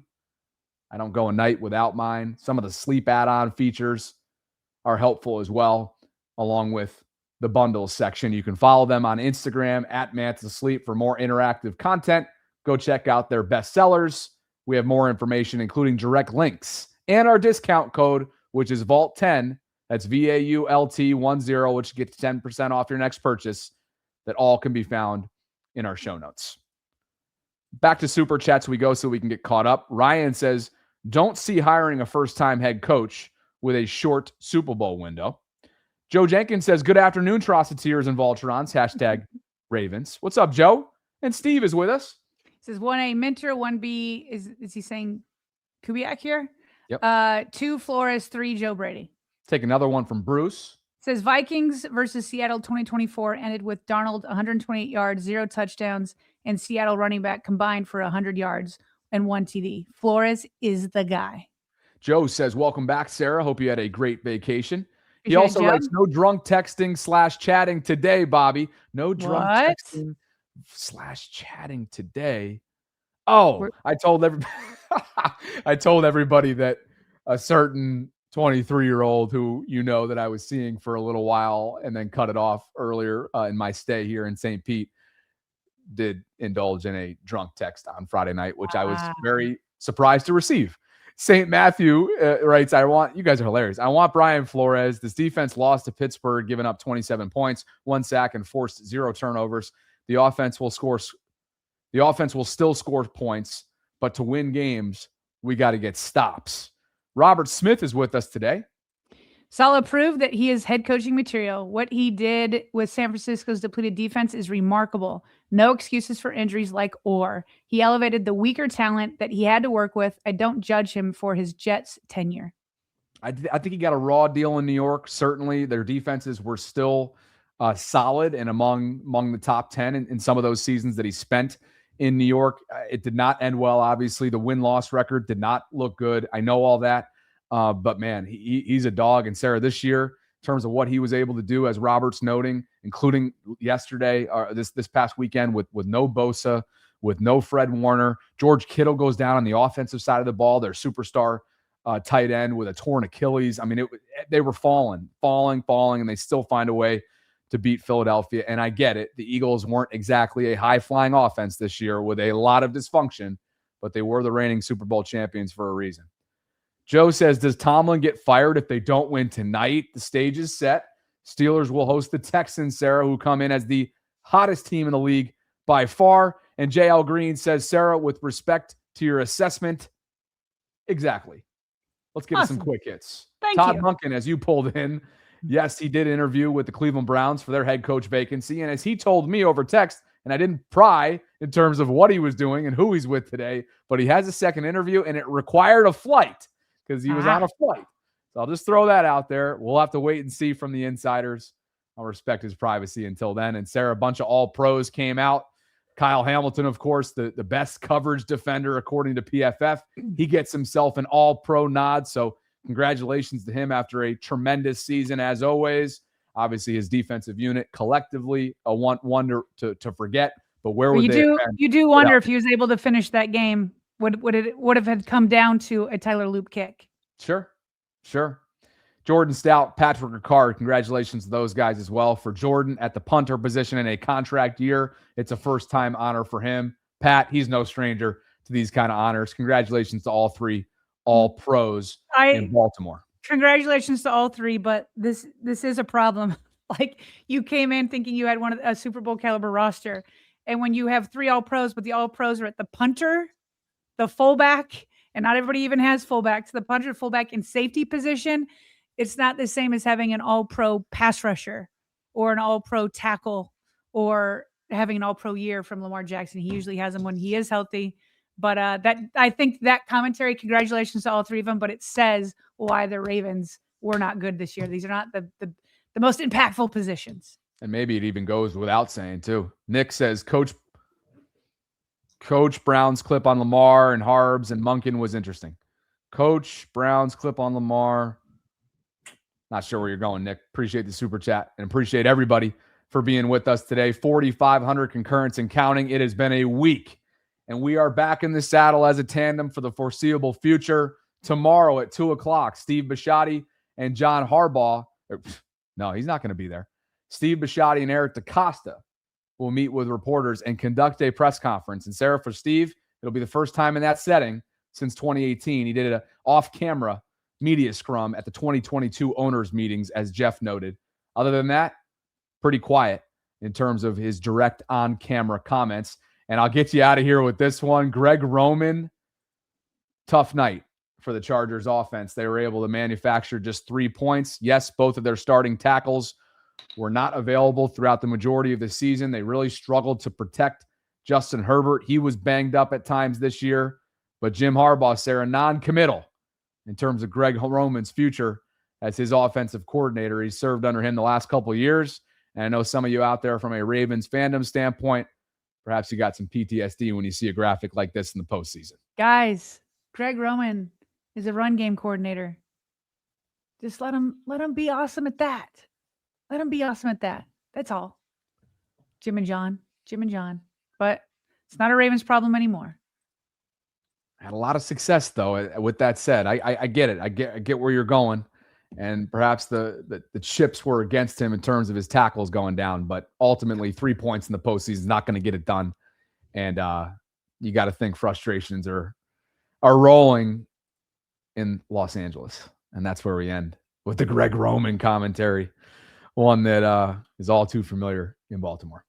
Anything else from you on your? Of course, there's something else. We got to get one more thing, which is typically an off-season segment for us inside the vault, where we talk about non-Ravens football. So if you came for that and that alone, just know the next few minutes will be dedicated elsewhere. And partner, I leave it to you to spontaneously tell me, which I have not heard yet, a couple of incidents from your vacation in Cabo. Yeah, so I had not one, but 2 accidents, both in the same day. One in which, just for precautionary reasons, I did end up in a Mexican emergency room.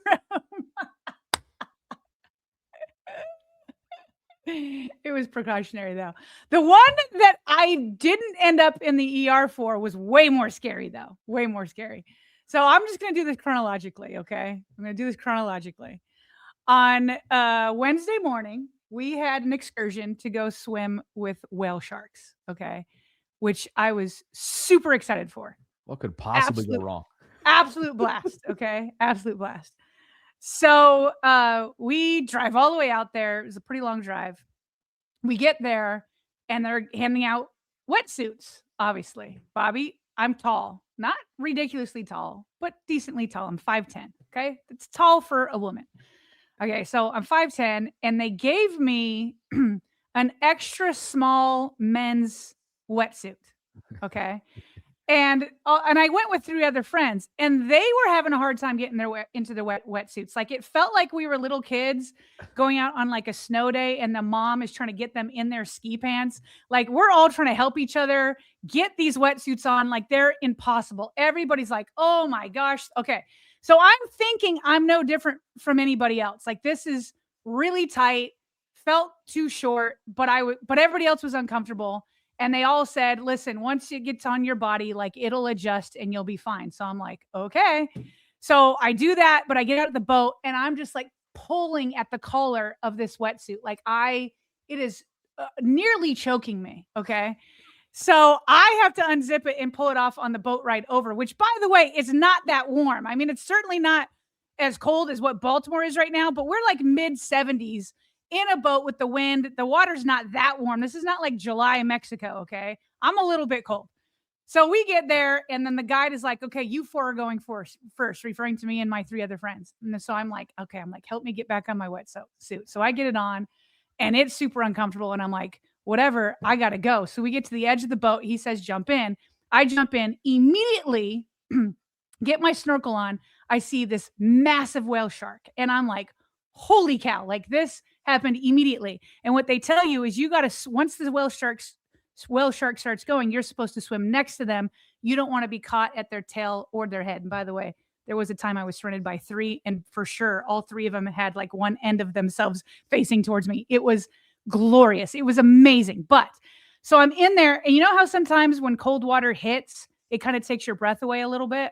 So but then like you get adjusted to it. So I'm like, I'm having a hard time breathing, but I'm like, it's fine. I'll just adjust to the cold water pretty soon. And I start swimming along this next to this whale shark. And Bobby, as I'm doing that, I'm like, my breathing becomes more and more laborious. And I'm just like, I can hear myself like gasping for air. Like, I'm just like it's audible sound. So I'm like, I got to come up. Maybe it's my snorkel. Like, I've been in the water long enough. So I come up and I see them keep swimming, and I look back, and we're pretty far from the boat now. And I'm just like, okay, just let me catch my breath. This wetsuit will help buoy me up. And I cannot breathe. Like, I can't breathe. And I'm like pulling at the collar. And every time I try to get like this deep breath, like my lungs can't expand. So in my mind, I'm like, well, maybe it's because I'm panicking. So I try to lay back on my back and I still can't breathe. And then I'm saying to myself, no, I'm not panicking. I'm staying pretty calm. Like this is now like going on like 3 or 4 minutes that I can't breathe fully. Like I'm getting small gasps, but I can't breathe. It gets to the point, Bobby, where I'm just like, okay, fine. I'm going to try to find a guide and ask for help, right? Because there's no way with the amount of breath I was getting that I was going to be able to swim back to the boat. But he was distracted with other people taking videography. And luckily, one of my friends poked her head up just to look around, and I kind of wave her down. And she's like, are you okay? And starts swimming towards me. And I can barely get the words out of my mouth. Like I was like, I can't breathe. Like I couldn't even hardly say the words. She told me later that my face was just completely pale, like completely pale. So she starts freaking out. Like I was staying calm. She's screaming like, help, help, help. She goes to my back and she's trying to get the zipper undone, not knowing that there were 2 straps that kind of lock the zipper in. She can't get me out. So she finally gets the guide's attention. He comes over, grabs me. He swims me over to the boat and I cannot breathe. He puts me on the ladder. He's able to undo the 2 latches, unzips it, rips off the wetsuit, and I could just feel it. Like suddenly it was like I could breathe again. Like it was, I'll tell you this, Bobby, like I for sure was suffocating and I could probably die without panicking, but I probably should have panicked because I waited way too long to ask for it. Like it was I've never felt that way before in my life. Like it was like, I was in shock for most of the rest of the afternoon. Like I just couldn't process what had gone on. Like I just have never felt that way for that many minutes where I couldn't breathe. It was bad. It was bad. Give everybody context that you and I spoke for over an hour yesterday, and you were adamant that you wanted to tell me this with everyone else in real time for the first time and color me stunned. And here's what's crazy about this. Remember, I'm just 2 months removed from bringing my mom and all my family to Belize to go snorkeling, to go scuba diving down deep distances. So this is fresh in my mind in terms of what you may have been feeling. Obviously, I can't quite put myself in your shoes with that type of suffocating state. Yeah. How deep down were you when you first realized that something was wrong? How deep down? Oh, well, we're on the surface because we're snorkeling. So I didn't ever go like down in there, but we were far from the boat. Like it took me a couple minutes for me to say anything and try to wave somebody down. Okay. So it was never the idea of being stuck down below. You're snorkeling, you're at the surface. It's about the equipment. It's about the wetsuit. Yeah. It was like literally like, I don't know, like it just, I couldn't, like part of the collar was like, even before I went in, it was kind of choking me, like, cause I was like this forever. But then also once the water hit, I think it just was like so tight on me. And then it's cold out there. And then you're like expending a lot of energy trying to swim along the shark. It was crazy. And I will say this, I did go back in. They gave me a different wetsuit. I was a little bit nervous too. The guide was like staying next to me at first, but by the end of it, and this is when I'm so glad I went back in because I did get surrounded by 3 and it was just majestic to be surrounded by 3 whale sharks and watching them. One of them, the mouth was faced right towards me and it opened up. And I knew, by the way, whale sharks, their throats aren't big enough. Like they couldn't swallow you if you tried, and they're not like aggressive or anything, but like right in front of me, like a few feet away, he opened his wide mouth. So I'm glad I went back in because that's the experience that I had wanted. And I'm glad I got to witness that and be alongside it. But at first I wasn't going to go back in because I was like, it was in such shock. But when they gave me a bigger one and I tried it on, I was like, yeah, I can breathe in this. And then I stayed by the boat for a second when I first got in. And then when I realized I was fine, like I was off to the races. Oof, all power to you for getting back in there. That is, that takes a certain level of short memory to get back in there. Yeah. I mean, that's legit. And that company's got to do better. I mean, come on. Yeah. Like they were asking for a review and I was like, are you sure you want a review? You gave me a wetsuit that was too small. I'd be asking for a refund, not a review, a refund. Well, and so go ahead. Well, I'm just glad you're here. I mean, me that's too. Scary stuff. And for you to, you're right. Like it does kind of become like this challenge against yourself because you start to lose not only like your form and pace of breathing, but then nobody's paying attention to you. Right. And you're stuck and the boat's nowhere near you. Like that could have gotten really ugly really quickly. I don't know if she didn't see me. Like, I don't know. Like, I don't know what I would have done. Like, I didn't have enough air to do anything. So it was definitely crazy. But here's what's funny. So I'm fine. I go back in, I have a blast. We're having a good time. That's not the end of my accidents, of course. So later that night, we're like, okay, let's have like a great night. We'll go out to dinner. We had reservations at like, cause it was like one of those all-inclusive places and you can eat as much as you want. And so we're like, well, let's get dressed up. Let's put on dresses. We'll do our makeup because we've been out exploring all day in the oceans and whatever. We'll do our hair. We'll try to look cute, all that kind of stuff. And we'll go to dinner. We're going to go to this Japanese like steakhouse. So I'm like, sweet. So we all get dressed up. And I have to tell you this place that we stayed, like I now know why people make the edges of stairs like a different color from the rest, because it plays mind tricks on your mind, right? You can't really see where you're at the end of the stairs. And I can't tell you how many times, like in my friend group, they were like, whoa, I thought I was going to lose it right there on the stairs. So that night we're going down these stairs and it's ill lit. Like it's really dim. Anyway, I wish this was a cooler story like the whale shark one, but I'm just a complete idiot. I thought I was at the bottom of the stairs. I wasn't. And I go to catch myself and my sandal that I was wearing got caught on the edge of the stair and I biffed it. And Bobby, I sprained my ankle so badly. I would not subject the audience to it now. Like I'm here. This happened Wednesday night. It's Monday. My foot, almost the entire foot is black and blue. Like it is nasty. What I showed you, do not show that picture. No, I'm not gonna, but I'm just to help you describe it, right? To help you describe it. It's not a golf ball. It's not like a baseball. It's just your foot is enlarged. Your ankle is enlarged. It's just huge. It's just, the swelling's gone down a little bit, but like, I don't even understand how this happens. Like it's black and blue everywhere, not just at the part. So anyway, I went in and got an x-ray there to make sure it wasn't broken. Because one of the girls I was hanging out with, her husband's like a podiatrist. And we like FaceTimed him and he's like, you need to make sure, because I will be the type to push myself. I fought with my friends the rest of the time. They wanted me on crutches the whole time. And I'm like, just let me limp. Like I'll be fine. But they were like, well, if you get an x-ray and they say it's not broken, then maybe, So we went in, got a cheaper x-ray down there. It's not broken, but it was like a grade 2 sprain. And it is the nastiest. It's so nasty. So, but for the rest of the trip, for the most of the trip, I was on crutches, but I was like, I'm not doing this at the airport. Like it's too much. So I finally got to shed it on my day back.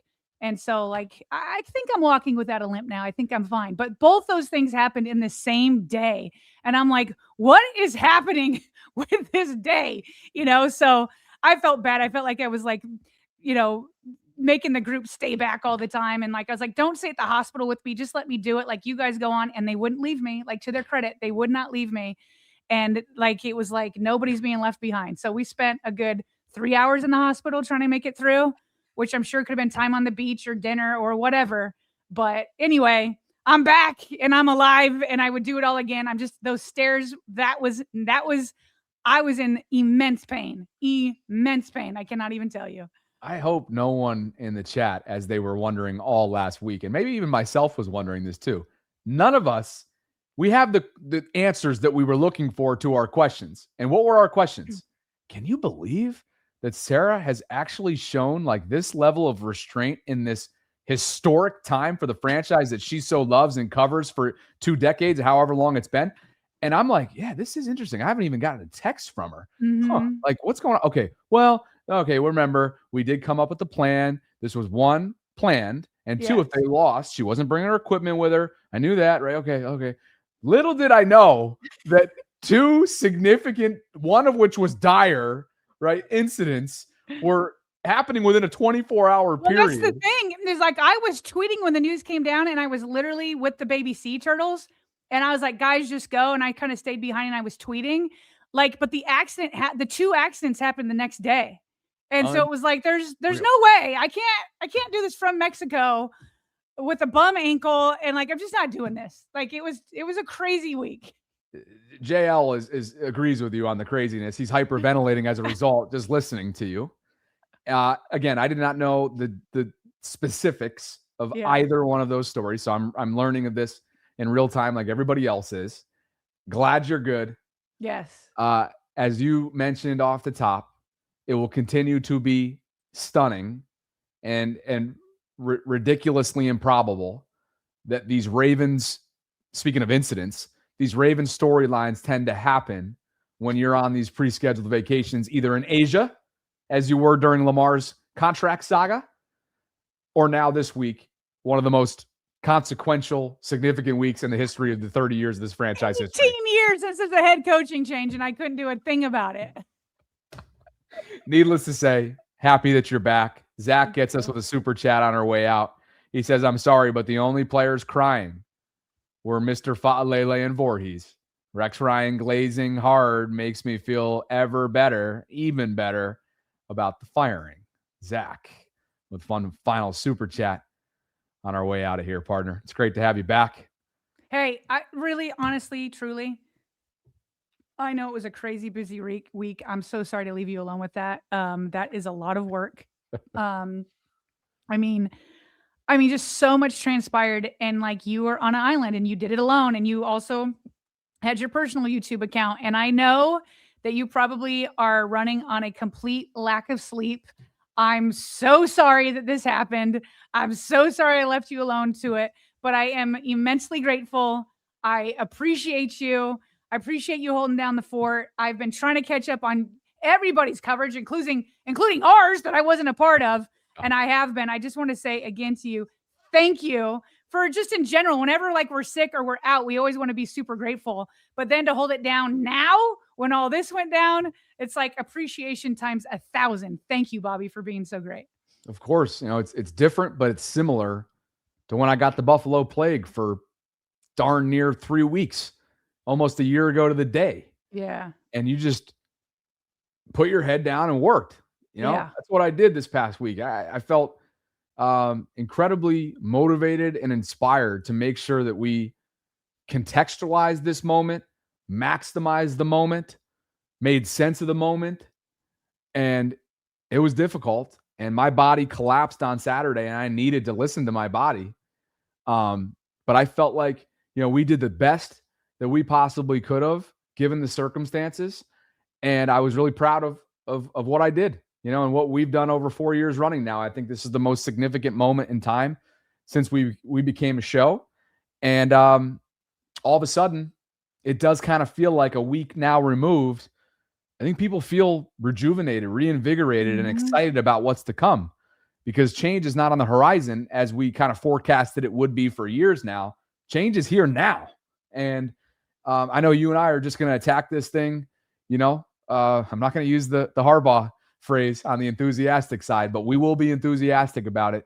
And I'm excited about what's to come, beginning with tomorrow's press conference, which we're going to learn a lot about the current state of the Ravens organization and, most importantly, their vision moving forward. So thank you. There's one more super chat on our way out, a couple actually. Joe says, I feel stupid asking if she had a great vacation. Can you confirm or deny? I honestly did. Like, it was an absolute blast. I was there to celebrate a friend's birthday. Some of the girls I was meeting for the first time, because it was like her favorite people from throughout her life.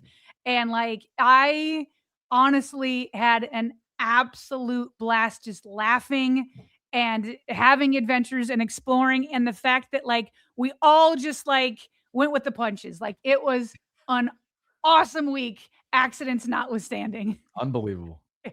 Unbelievable. Seriously, this is the whole timing. What happened there? It's just some things you can't truly wrap your head around it. Yeah. It's Milk. Interesting handle. He says, Sarah had the same injury luck on vacation as Lamar and the Ravens this year. She must be a true fanatic. Sarah, there were a lot of narratives out there at the beginning of the week. Oh, yeah. Some folks, after our loop argument, thought that you and I decided to call it quits and go our separate What? ways. Some thought that you gave up on the Ravens and were just so fit to be tied with the way the season ended, you just called it quits and left. Some thought that you were deceased. Some thought that you went to the tropics and said, I'm leaving Bobby high and dry, none of which were true. The deceased one's hilarious because I was tweeting about the news. Like I was tweeting about it. So clearly I was alive. That's Maybe that was for me. Yeah. Okay. Well, that's funny because I did get a couple of tweets saying, "Hey, are you not coming back to the vault?" They were like, maybe you should do a podcast with Jeff Zrebeck instead. And I'm like, Bobby's my guy. Like I love.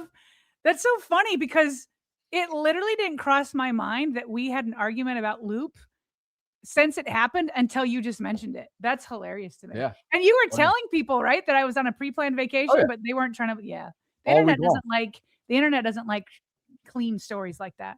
All week long. It was pretty funny how it continued to come up, and maybe we weren't as communicative about it leading up, or maybe it just got caught lost in the shuffle. I mean, there's a lot of content. I also just don't broadcast a lot, you know. It's been a lot of content to go around. So sometimes things like that can get lost in the shuffle. Small Black 1000 says, glad you're back. We miss Bobby losing arguments. LOL. Psych.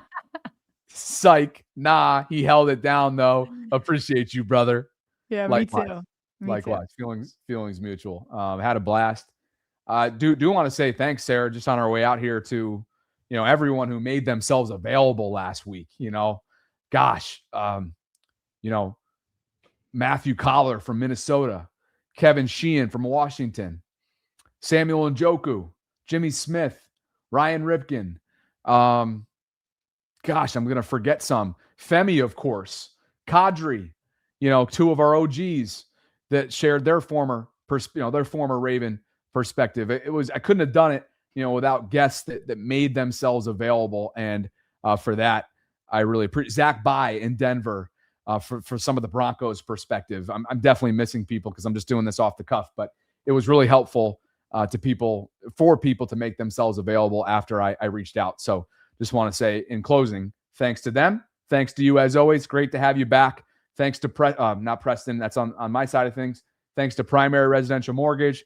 Thanks to ZipRecruiter. They've been on with us for the last couple of weeks. Thanks to Manta Sleep. All of our continued show sponsors go a long way this time of year, and you and I are just getting started. So we'll be back tomorrow. And then, of course, we can't go 2 hours tomorrow because we got to get prepared for that 2:00 press conference between Steve Bisciotti and Eric DaCosta at Winning Drive. You'll catch us tomorrow at 12 noon, and then you and I will react to that accordingly on Wednesday at 12 noon. Like the video on your way out if you could. Subscribe to the channel. Hit that notification bell. Consider becoming a channel member or gift-giving membership this offseason. And again, you can enter yourself in for our free giveaway that we're randomly announcing later on this month. It's the $100 Fanatics gift card by clicking on the link that we have included in the show notes. There's also a pinned comment in the live chat for you. For Sarah, I'm Bobby signing off. Great start to the week, and we are just getting started here inside the vault.